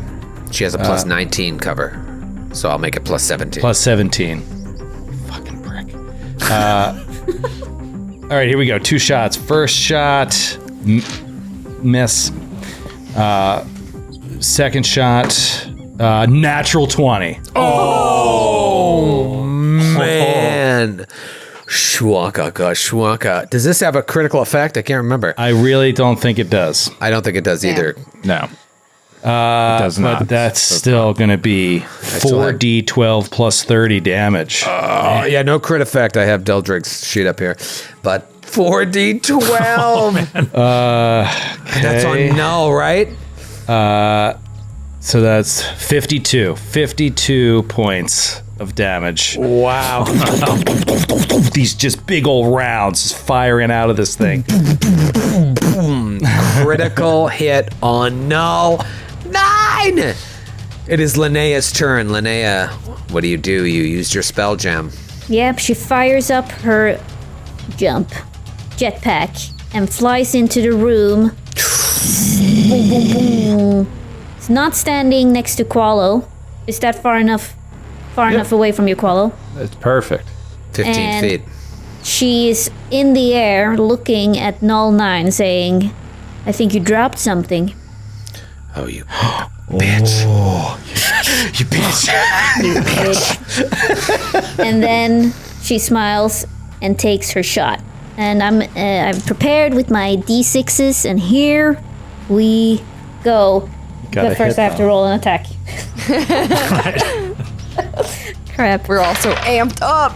Oh, okay. Yeah. 14, natty 14, I think, plus, that's gonna be 20, 10, fuck. I'm so bad at math. God damn it. 3 plus, Just add one number to It's the a other. 30. It's a 30, right? Is it Just plus take that 16? one number that you rolled plus 13. So, 27. 27. against. No. What? EAC. EAC. Right? It's an artillery laser, isn't it? Yeah. That's a hit. Oh, thank God. Okay. Cool. Null 9 is hit. Null 9 is hit. All right, here comes the damage. So that's gonna be 12 plus 13 plus 23 plus 16 is 39 points of damage. yep. 39 Make points them do the work, Ellie. You're right. of damage. So Linnea flies in and gets face to face yet again with the creature that almost ended her life.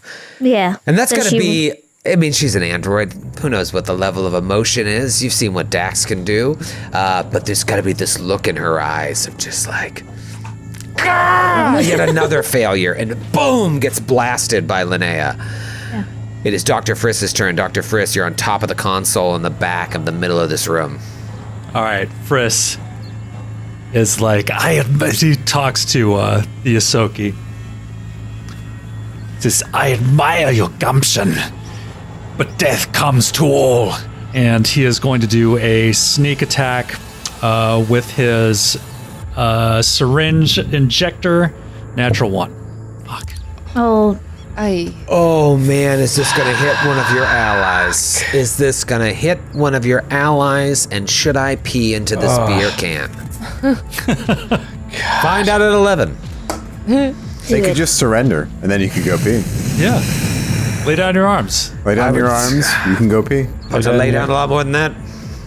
All right, this one from Nadav in Rockville, Maryland. Talk nerdy to me. Go on. As you line up your shot, your target reveals spoilers of the newest blockbuster Hollow flick you just made plans to see with your BFF, and you lose focus due to indignant rage. All right, so you lose focus. You're so angry at this target. Take -2 to attack rolls until your next full rest. Jesus. A successful will save allows a short rest to remove this condition. Yeah, so you're standing there and just memories of your... Doesn't matter. This is the last fight of the book. Is it though? Something about this thing's bothering me. Your memories of your experience on Good Morning Glipglorp come flashing into you, and you're like, I hated that show. Remember how stupid the system is.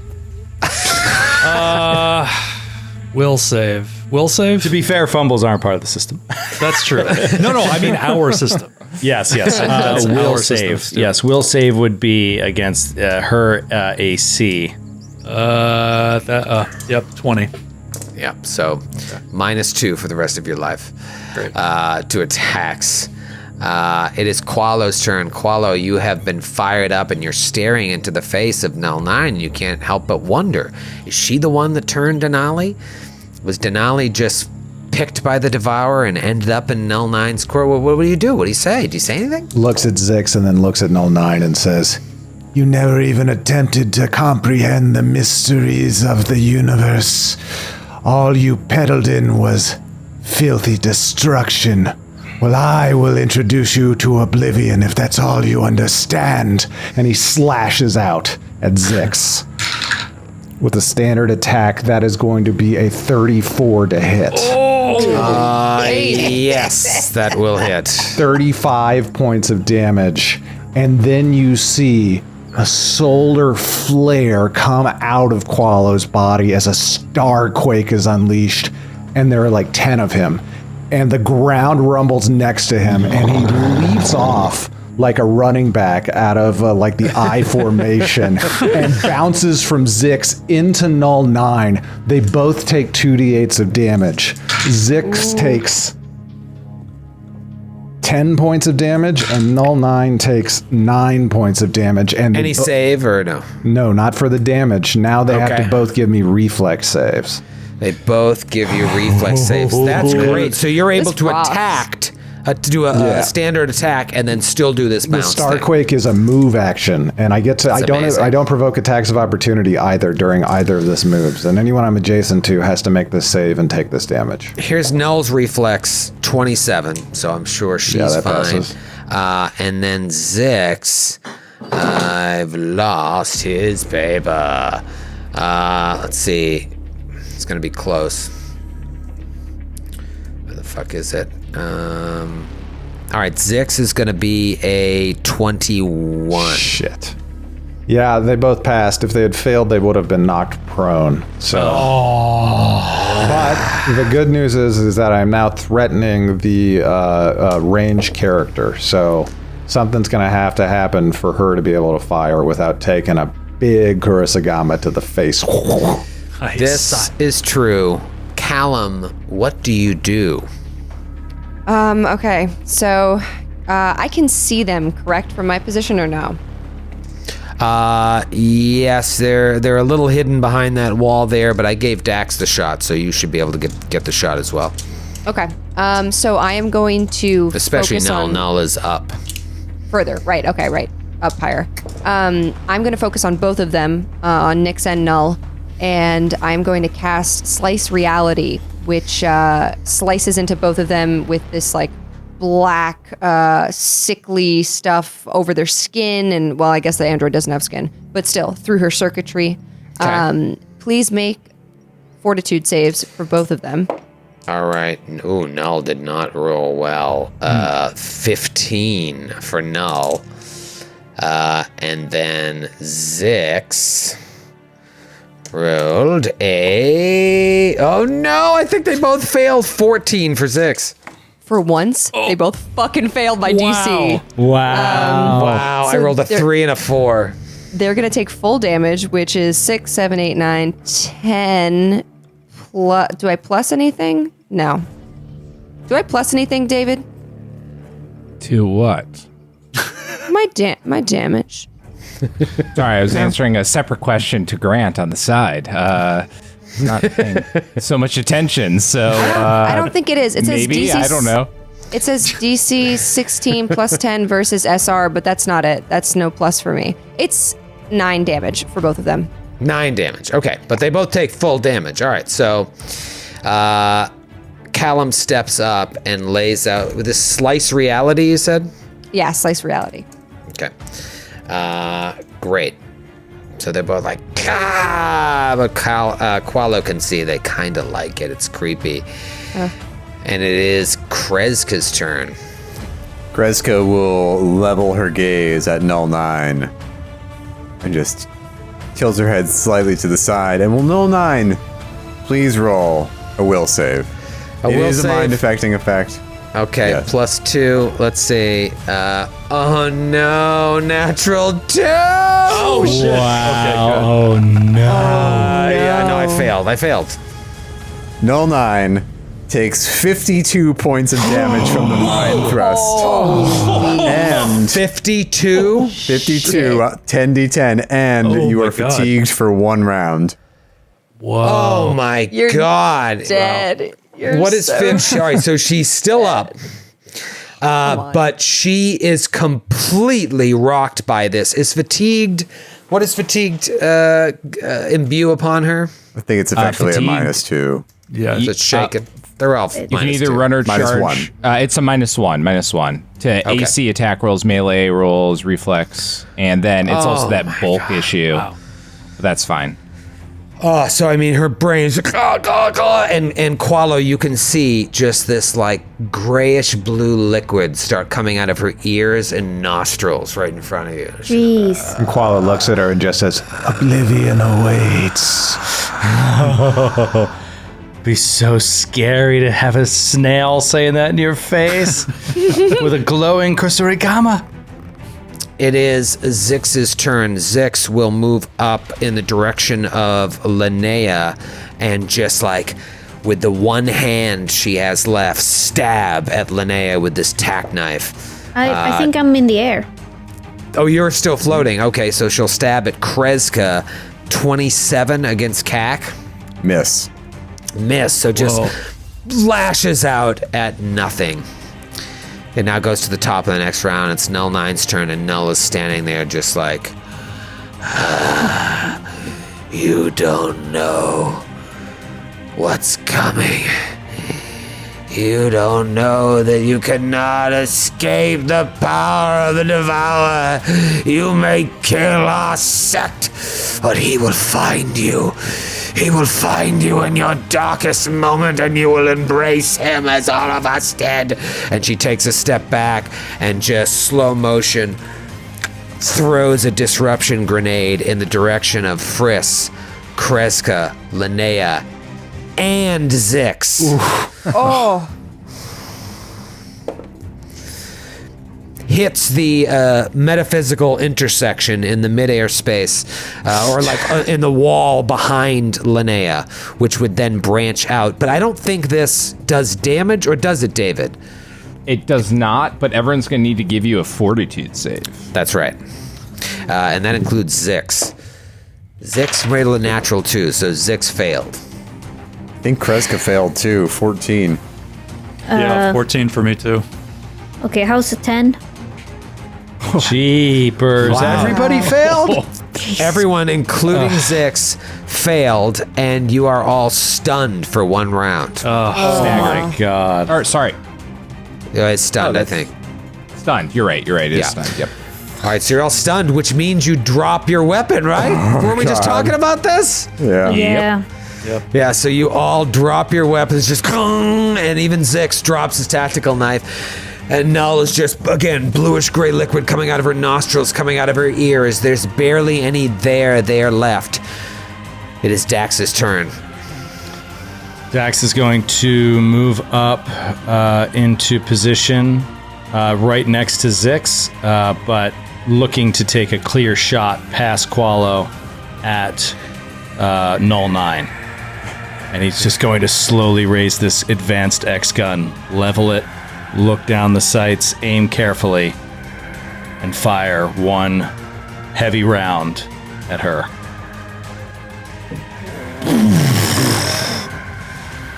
That's going to be close, or not close at all. 25 against CAC. Blasts off the back wall of the control board, destroying the one last computer that was still intact. Damn it. It goes from Linnea, who's stunned, to Dr. Friss, who's stunned, to Qualo.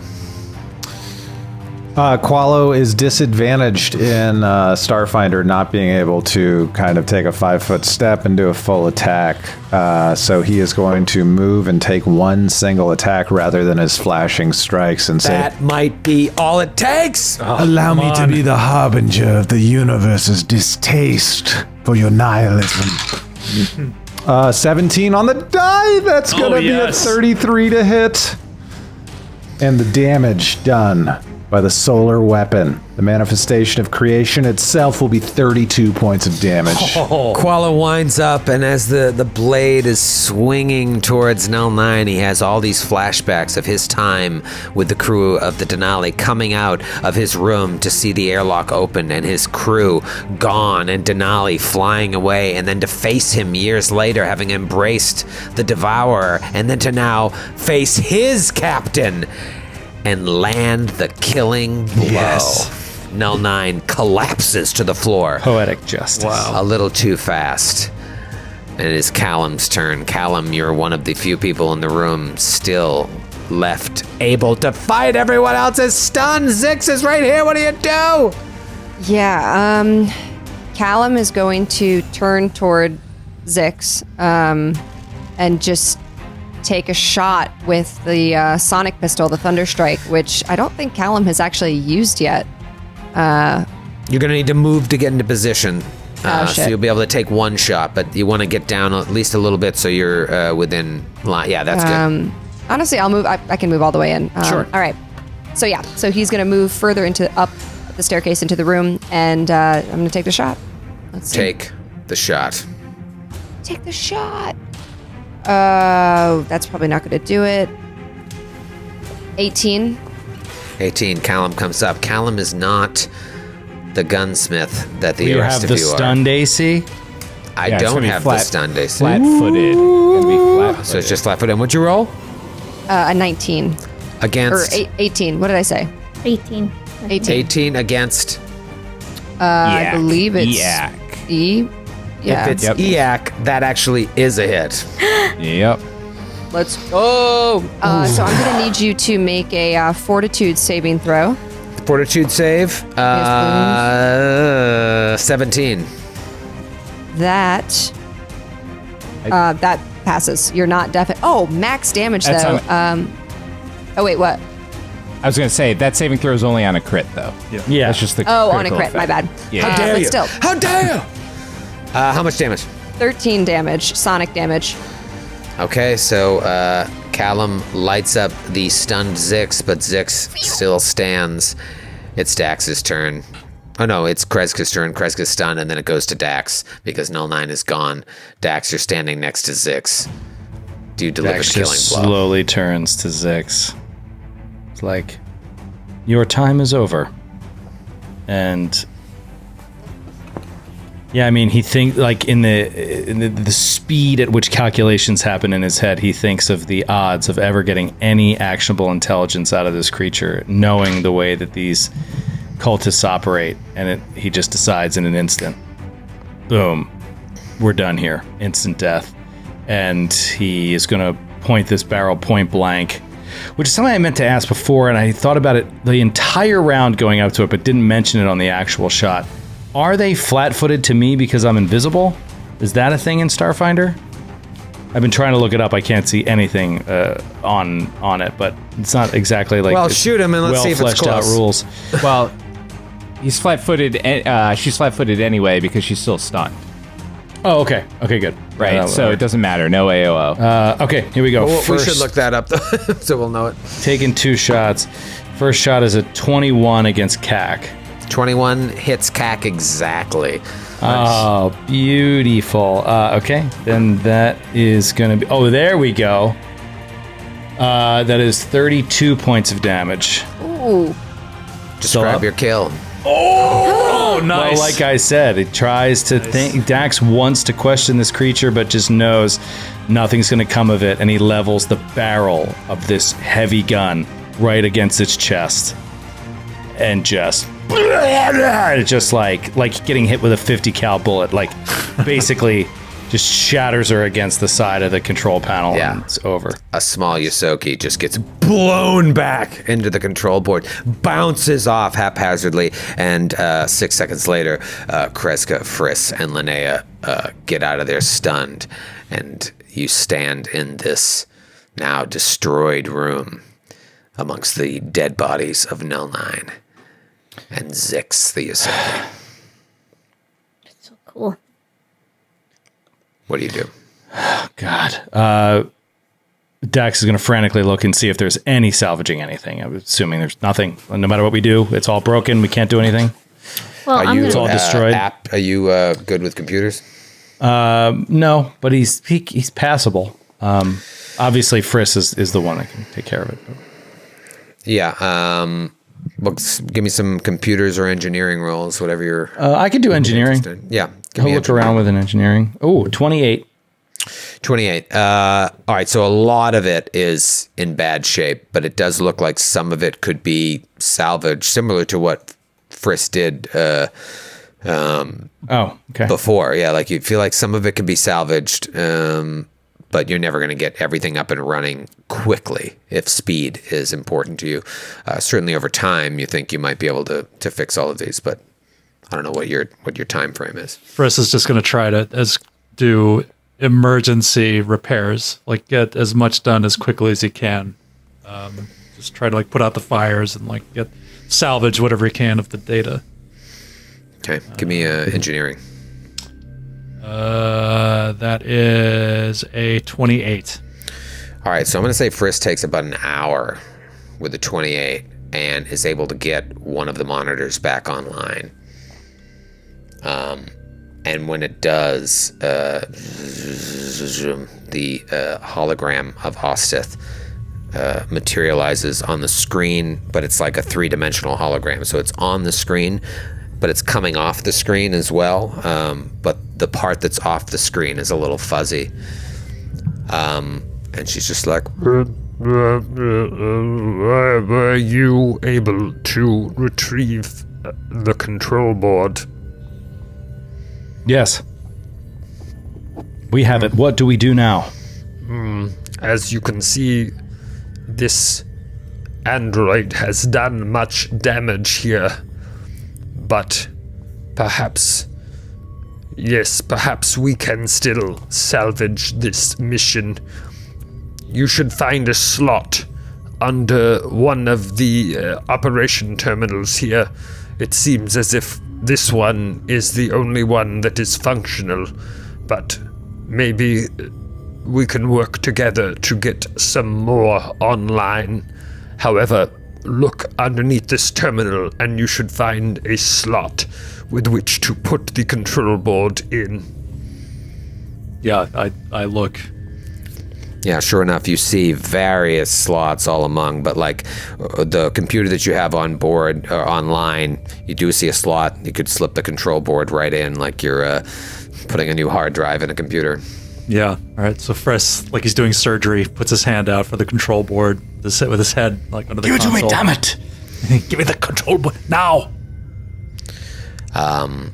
Linnea has been holding onto it. It's crusted Yeah, in exactly. blood. Yeah, with her rigor mortis hands. Yeah. Crushing it. Gently, Yeah, so finally she- parts of it. Cuts her hand off and gives Shoots off her hand and She gives the whole- chews off her. She learns quickly. So I take it, and this surgeon's hands tries to slot it in and get it running. All right, so Friss, small but mighty, crawls onto the console and is able to deftly place the control board into the slot. And you see, the second you get it in, the second you feel that click, that oomph of it getting in, like a glowing on the terminal that you reactivated. And she's like, Yes, this will do just fine. I cannot believe after all these years it has come to this. But destroying the superweapon is the only way. The terminals will need some work, but we have time. The gate cannot be opened until each of the controller moons reach the innermost point of their orbits. That will happen. and then there's like calculations and Approximately 11 hours and 28 minutes from now. You should rest up, heal, do whatever you see fit. Once the moons are aligned, we will not have much time. Of course, opening the gate is only one problem. Destroying the Stellar Degenerator is a greater problem still, that only you can perform. How do we destroy it? What is the procedure? Can we work on it? Practice? Get ready? What will we find in there? By my calculations, it will take an act of devastating power. It was built as a weapon of war, after all, and can withstand a great deal of punishment. It will likely take more firepower than your mere starship can bring to bear. While you were absent, I ran over 10 billion simulations, and I have come to some conclusions. I believe it may be possible to pilot the Stellar Degenerator directly into one of the gate's 12 suns. However, that would mean someone would need to board the superweapon, which likely still has ancient security measures still in place. I am also unsure how such an event would affect the rest of the system. One thing is for certain. It will end in the death of whoever is at the Stellar Degenerator's helm. The only other option that I have found would be to find something of unimaginable size to collide with the superweapon. This option would most likely end in the same result. No other solutions arose during my simulations. I am sorry to give you this news. While I know something of the sacrifice required, it is not my place to tell you what you should do. However, should you achieve it, you will be saving countless civilizations to come. Should you fail, life as you know it, and the lives of future generations will be lost. at that moment, boom, a clock comes up on the screen, now counting down 11 hours and 26 and a half minutes. 26, 28, 26, 27, 26, just counting down. Jesus. Doctor, you are quite good with these computers. If any of your crew is good as well, we can take this time to get them back online in some way. It will not be perfect, but I will need all the power possible to open the gate. Versus narrows his eyes and nods. looks at Dax. And he thinks to himself, he doesn't say this, but he wants to look at the available data as well. He doesn't necessarily trust the computer that these might be the only two options. Mm-hmm. If he has time, in addition to fixing the computers, he wants to make sure that that's true or not. Mm-hmm. All right. What is Kreska doing during this time? I mean, she's essentially weighing the options of that she's going to have to essentially ask either one of her crew or herself to sacrifice themselves to save the universe. That's no easy thing to ask. Just to clarify, should we be waiting in space up in orbit, ready to go once all the planetoids align? Or would you rather us wait here on the ground with you? I would wait here, just in case there are other preparations that need to be made. This gate has not been opened in a long, long time. You could gain more information here than you could up there. Very well.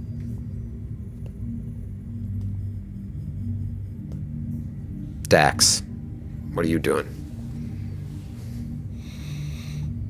Dax is, as soon as the hologram started speaking about piloting the thing into the sun, he, obviously immediately it impacts him greatly, the thought of it and what it means. And he's having a hard time wrapping his head around what it means. And he looks at Dr. Friss, and Dr. Friss basically says, like, we'll find another way. We'll look into it. We don't have to settle for this. And he believes that to a certain extent. He knows if anybody's going to find a way, it's Dr. Friss. But at a certain point, he starts thinking about a lot of the music that he's loved the most, that talks about sacrifice and giving yourself over to something and the power that comes with that. And I think he probably goes into the captain. And Captain, may I have a word? Of course, Dax. I've been doing a great deal of thinking about the situation. And while Dr. Friss runs scenarios of how we could possibly destroy the Stellar Degenerator, and while I remain optimistic that other forms may come to light, I also believe it's possible that occurrences will arise that we have not yet predicted that could change and alter our course greatly within the next several hours. That said,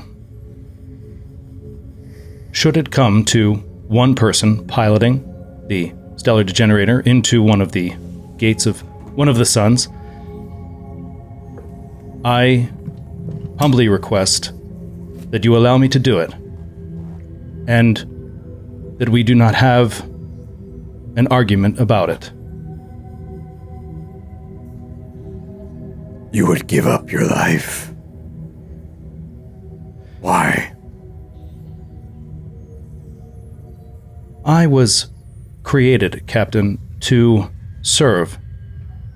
I spent many years in service, unaware that it was not by choice. When that realization came to me, it changed everything for me. I no longer wished to serve. I wished to do things that I wished to do, which was, I'm understanding now, not a strange concept to many sentient beings. To me, it was. And you were one of the first people I met when I made that realization. Since then, I have, while happily following your lead, have had the privilege to decide things for myself and to choose my own path. While I consider this service to the greater good, to all of the life and art and beauty that is to come, that exists now or is to come. I do believe that it is service I am choosing for the first time, and that makes my decision easy. I would like to do this because I think that the sacrifice of my consciousness is a very small price to pay for what will be saved. And yet, have you not experienced anything that you would want to continue to live for? Your friendship with Qualo and Callum, perhaps? Or love? Or the many wonders of the universe that you have yet to discover? Yes, Captain. Many things. It is the realization of what those things mean to me that so greatly increases the importance for why I must do this. These experiences must be allowed to continue, and the cult cannot be successful in preventing everyone from having the opportunity to experience these things. Of course, I agree with that.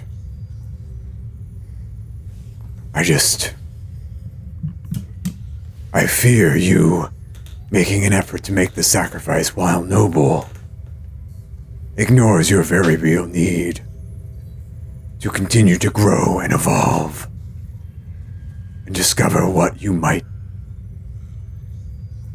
love. It is love that has given me the greatest pause, Captain. I believe I experienced it once, though I cannot explain it. I believe I told you before. The Lashunta woman said to me that she loved me, and I knew, somehow, within my memory, that I loved her back. Could not explain it. I have not found her. I do not believe I will. We are far flung into the vast, and far away from that hope that once existed. But that is not the reason for this decision. Believe me, I would greatly desire to not do this, and I am eager to explore all ends. I merely suggest, if this is our last possible option, I request that it be me. Very well. Might I suggest you don't discuss this with the others? Aye, Captain. And he just turns around and leaves. We go over to Callum and Linnea, kind of lingering near each other as the full brunt of this situation hits them. They were both drawn to, but also sort of thrust into this cause, this journey. What happens here? What are you guys thinking? Well, Linnea's mom sacrificed herself for the greater good, but unfortunately Linnea has just realized what death is, and like she's told Qualo, she doesn't seem to believe in an afterlife right now, so for her this is devastating news. And so I think she's looking towards Callum, and with like desperation in her eyes, because this is the worst possible news. Like, we have to kill one of us in order to save the rest of the world or the universe. Yeah, I think she says that we have to sacrifice one of us. And you see Callum's Berthani skin. He has the skin mimicry, and it's gone into this like smoky, shadowy black. It's very dark. And he looks at Linnea, And he says, I have lost everybody I've ever known. And it's not something to pity me about. And I'm okay with it. I'm used to it. I've died. I've come back. I don't know why I'm here. I don't know why I found you guys. I feel lucky I did. I feel like I don't deserve it. You're the only family I've ever really had. And, man, it would suck. It would just really, really suck so bad. So, I don't know, man. I don't know. I'm sorry. I'm sorry. I feel like maybe it's my fault. Maybe I could have done something different. No. No, it's not your fault. This is the fault of the people who wants to kill everything. This is not our fault. You shouldn't... You have us. You have us, and we'll stick together. We'll find a way. There's no need that anyone needs to die. No more death. And she says that loud to everyone. No one should die.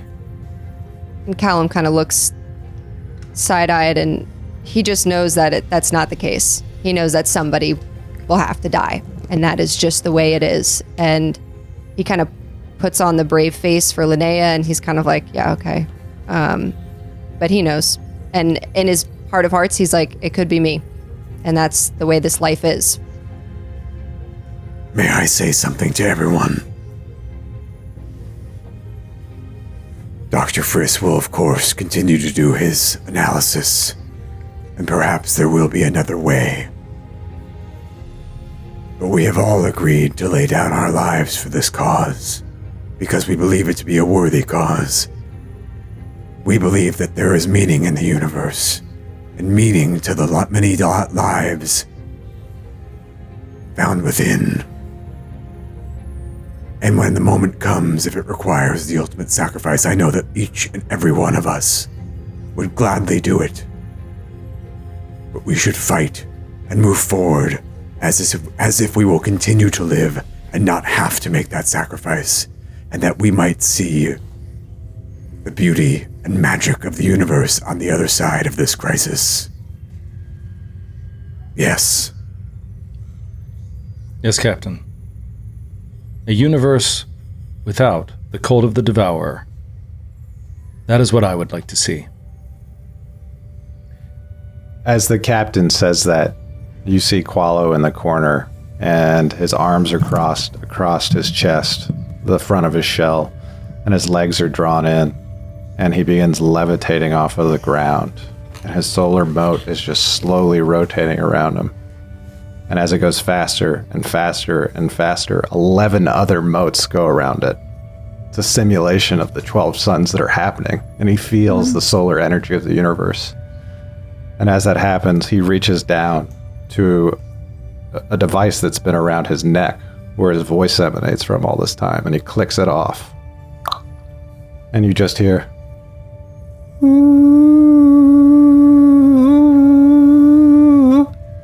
And all the other orbs harmonize with that weird high-pitched noise. And it creates this hum. Woom, woom, woom. And it reminds you of the warmth of fusion that comes from the sun, that gives all of us life. And he says, "We're all ready. We're prepared. And I, for my part, am ready to lay down my life for you as well. This is who I really am. And who we all really are aren't limited by our bodies. We're all made of stars, and we'll all return there one day."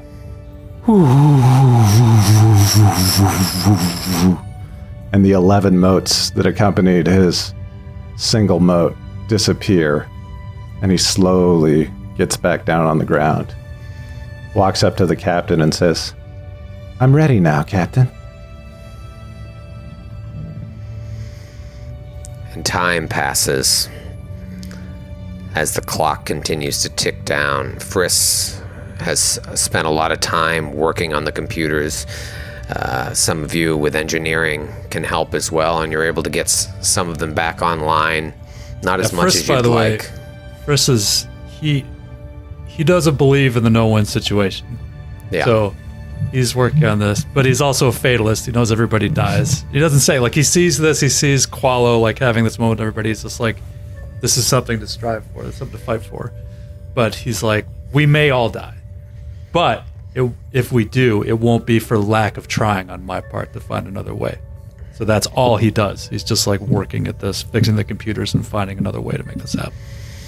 And you see Osteth's simulations, and you look through them, and it's just like they all end in XXXXXXXXXXXX, billions. You could never go through all of them, but you do see that she's pulled out 2 simulations that have to do with just a force beyond measure going into it, or it going into the force that is created by the Gate of the 12 Suns. And it makes sense to you. And you know that, and you know it probably in a way that, like, you don't want to let the others know. Yeah. Even though they already know, because they're looking at you for hope. Like, maybe Friss always finds another way. The time continues to tick. Jesus. I imagine that... I just looked over as I'm like going through these tracks to play. I just looked over at this track that is playing right now. The title of the track is Price to Pay. So dead on. You're watching the clock tick down, and time passes, and you tell me, is anybody resting? I imagine not. You're fully rested. Maybe you spend your spells or something did anybody get hurt? Qualo just had some stamina damage, which Yeah. he'll rest. I think Dax he thought for a moment about spending his time on calculations and variations, and he may have started it, but he finds he's oddly distracted and unable to focus on the pure math of the whole thing. And he keeps coming back to music, and he keeps thinking that if these are the last hours he's going to spend it listening to music. And he just listens to music and just sits there for hours listening and maybe playing a little bit, but mostly listening. Demo tapes of him Demo and Qualo tapes. and Yeah. Callum. He writes some notes like, Qualo, you really need to work on this when I'm done. So when we get out of this, I'm going to teach you really how to play drums. Well, no, now Qualo has a Chester Bennington-esque, like, high-pitched singing voice to go along with it. It's not just like hardcore metal lyrics. So go to like an Evanescence song or something too. So there's So a you can be tenderness to it. like a Freddie Mercury. Yeah. Like, and all of a sudden I'm like you turn off the voice box, and Dax is just like, fuck that, I want to live. We can fucking tear this thing apart. With that voice. So you all have this long day and night together, reminiscing and also ruminating upon what the future may hold. It gets down to the last few minutes of the clock when the moons will all be aligned, and Eltrith comes back on. She was always available if you needed to. Osteth comes back on. She was always available if you needed to ask her questions, but She says,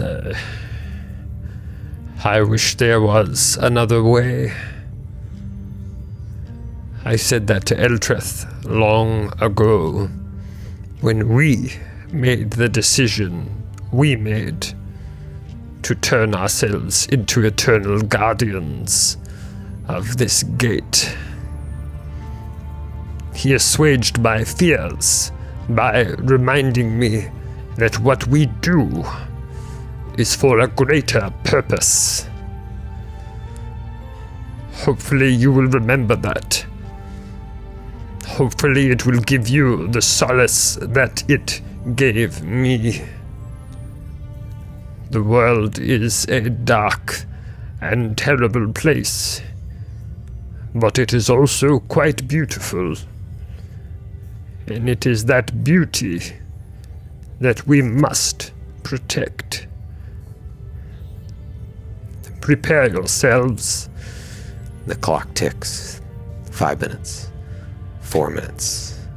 3 minutes. 2 minutes. 1 minute. The 60-second clock starts flying down, and as fast as it's going, it starts to slow down until finally 3, 2, 1, and you see Osteth's hologram working in space. She's now in the room from the work that Friss has done to get the computers back online, and she is initiating the opening of the demiplane. And you see now on the monitors that you got back up a tear in space starting to happen. This like as this rip in space and time begins to slowly open, light pouring out of it, but a light that is also the absence of light. But then you hear a loud sound that sounds like it's coming from the core of the planet. And the ground shakes beneath your feet, and suddenly a red light flashes on and an alarm blares throughout the corral. Osteth looks around, and although she's a hologram, she's displayed emotions to you before, and she looks terrified. Oh no. And she just looks at you and says, "My friends, something is terribly wrong." And you can see she's making calculations as she's talking to you. It appears that thanks to the gate's advanced age, several microprocessors across the controller moon's core facilities are failing.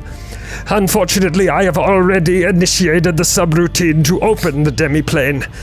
My calculations predict that unless something is done in the next few minutes, a catastrophic chain reaction will destabilize the system's 12 cosmic strings and cause each and every one of the suns to be pulled into the center of the system. Such a collision would cause a massive supernova, and the Stellar Degenerator would remain safe within its demiplane. So you realize in that moment what she's saying is not only will the Stellar Degenerator be locked away for others to eventually find, there's a supernova coming that will destroy all of you and everything. The consoles around the room begin running more simulations like Friss had been looking through all night long, rapid speed, and then all of them end with just flashing red screens like they haven't been able to find the answer. And then you see one screen is just, it keeps putting out lines of code like it's figured something out. And Osteth turns and looks at you and she says, Yes, I have it. I believe this will work. If I split my consciousness across the 12 controller moons, my own programming could provide the necessary corrections for our plan to proceed. But due to the failsafes that Eltreth and I created over the centuries, this process is impossible without him. The only way to stop this catastrophe is if one of you can take Eltreth's place. Oh, Jesus. This is the only way. Your doctor has already accessed the programming necessary. God. One of you must stand upon the dais and join me, or we are all doomed. And she just looks at you with pleading eyes. What do you do?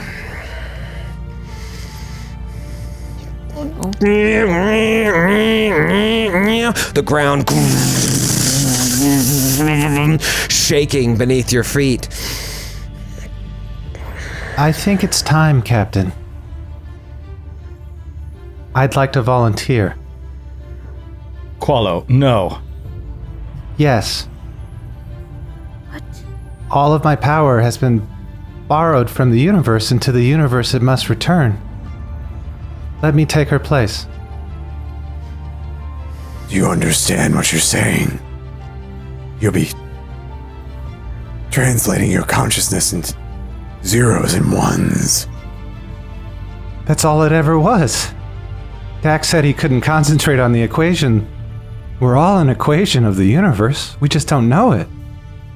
I'll be turning myself into just another expression of the mysteries of the universe. Kreska looks at Osteth and... Wait. Do we need any special skills? This is a good point, Captain. No. Once the doctor completes the process, whoever makes the sacrifice will gain all the knowledge necessary. It looks like an old Star Trek, like, the whole room is shaking. Screens are breaking. Dr. Friss, is there another way? Is there? Can I have time to see if there's any other way to do this? You spent all night studying the simulations that she ran before you guys came back, and you see those same simulations coming up on the screen, and it's just this one that seems to be the solution, the one that she has told you. Chris is like, he's drained, and he's just exhausted. He looks like, I wish there were no other way. I cannot ask you to do this, Qualo. But if you were to do so, the universe would be in your debt. All ebbs and flows into each other for eternity. Goodbye, Captain. And before he goes, Kreska reaches out and grabs one of his arms and just very gently kisses the top of his head like she's kissing his forehead goodbye. Oh, man. Go with grace, Qualo. I already You're have. on your debt. I already have. I went with you on this journey. I'll continue. Goodbye, Dax. Dax is going to step up to Qualo. Also reach a hand out. Place it on his shell. Just say, open the gate for me, and I will fly the Stellar Degenerator in. Together, we will save the universe. We will, Dax. Goodbye, Linnea. And I'll step back. Qualo, you're alone. We're leaving you. We can't leave you. He walks away from her and walks away and says, Goodbye, Callum. Goodbye, Dr. Friss. I'm not going alone. You'll see me whenever you look out to the sun. Callum Bye. runs up and just puts his head against the shell really quick and just goes, bite, and runs back. And Qualo walks up there, sits down, floats again in the same manner. You see the solar mote just and those 11 other motes again join him, mirroring the 12 suns themselves. And you hear them harmonize. And it's the most beautiful sound you've ever heard when the other 11 come in. And Friss, when you first came into the main controller room where you met Eltreth, you saw the programming on how to do this. You purposely reminded yourself, like, I need to know how to do this, so you have it all at your disposal. Osteth helps you. You go through the sequence.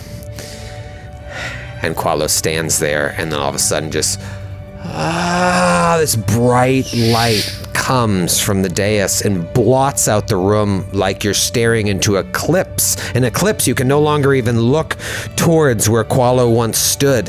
Your eyes can still see, as you close them, those motes swirling around his head. And you turn in the direction of the monitors, and after a moment, you see Qualo appear as a hologram, standing next to Osteth. Osteth reaches out a hand to you, Qualo. Do you grab it? Yes. You grab Othseth's hand, and in that moment, you're flooded with centuries of knowledge immediately uploaded into your consciousness. And together, you and Othseth just begin instinctively pushing a series of buttons, swiping your arms in beautiful technomagical arcs to perform tasks that just a moment before were foreign to you and now have become you. And the rest of you can only watch this hauntingly beautiful dance until a voice rings out in the room, and it's the voice of Othseth, but the voice is far and distant and more mechanical than you heard thus far. It's like, this is the only choice. The rest will be up to you. You must promise to destroy the Stellar Degenerator, no matter what happens. Othseth and Qualo, their holograms look towards you, and Othseth just smiles and waves. Qualo, what do you do? Qualo looks at them all and says, I'll always be with you. And one day you'll be back with me. This isn't goodbye. This is see you down the road. You all watch as Othseth and Qualo's holograms start to dissolve into lines of code, and the consoles around you begin to glow blue. Even the ones that were broken and unrepaired start to flicker with a little blue light. And then you see those monitors light up with various views of the interior bores of all the other controller moons, and traces of that same blue light that just illuminated the room start lining the circuitry along the walls of these bores, and you see an army of maintenance bots all working at furious paces throughout every single one of the moons that make up the Gate of the 12 Suns. And then the building just keeps shaking, and then all the monitors switch to perspectives from the planetoid's surface, pointing towards the skies. And in each monitor, different angles of a colossal tear in space forming can be spotted in the distance. The fiery red of this planar gate contrasts with the inky blackness of space in a display that is beautiful, awe-inspiring, and absolutely terrifying. And this all happens in the span of 15, 20 minutes, but it feels like it's happening in seconds. Looking at the consoles, you can see now readouts about all the phenomena that are taking place. It seems like the circular opening to the Stellar Degenerator's demiplane has a diameter of 500,000 miles and is currently stable. The massive vessel within, you can see, has a conical shape and is mostly built from a material none of you have ever encountered or heard of, though parts of it seem to be encased in rock, as though it were built into an asteroid. It looks like the readout says that it's over 100,000 feet long and has a mass over 50,000 tons. It gives off a faint energy signature, not much more than a docked starship, and it has a small amount of its own gravity. This is the Stellar Degenerator.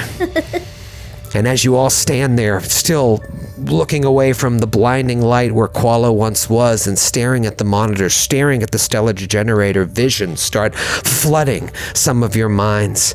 Visions of your first view of the Drift Rock when you were on the Acreon.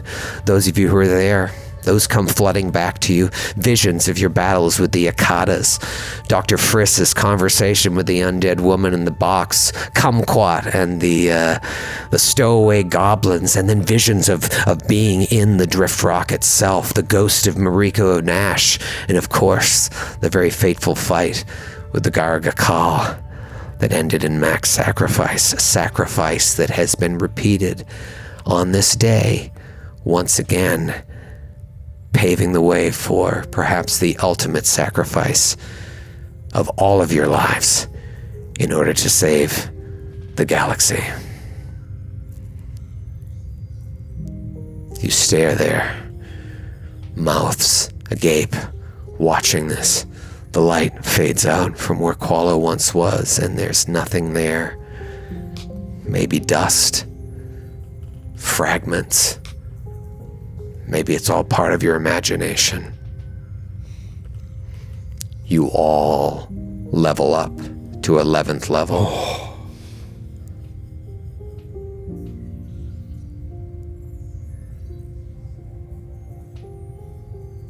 Wah, wah, wah. Warning lights begin blaring throughout the room. The holograms of Osteth and Qualo are gone. Wah. Something is very, very wrong. Wah. And we'll see you in book 6. Oh my god. Jesus. Wow. Amazing. Amazing.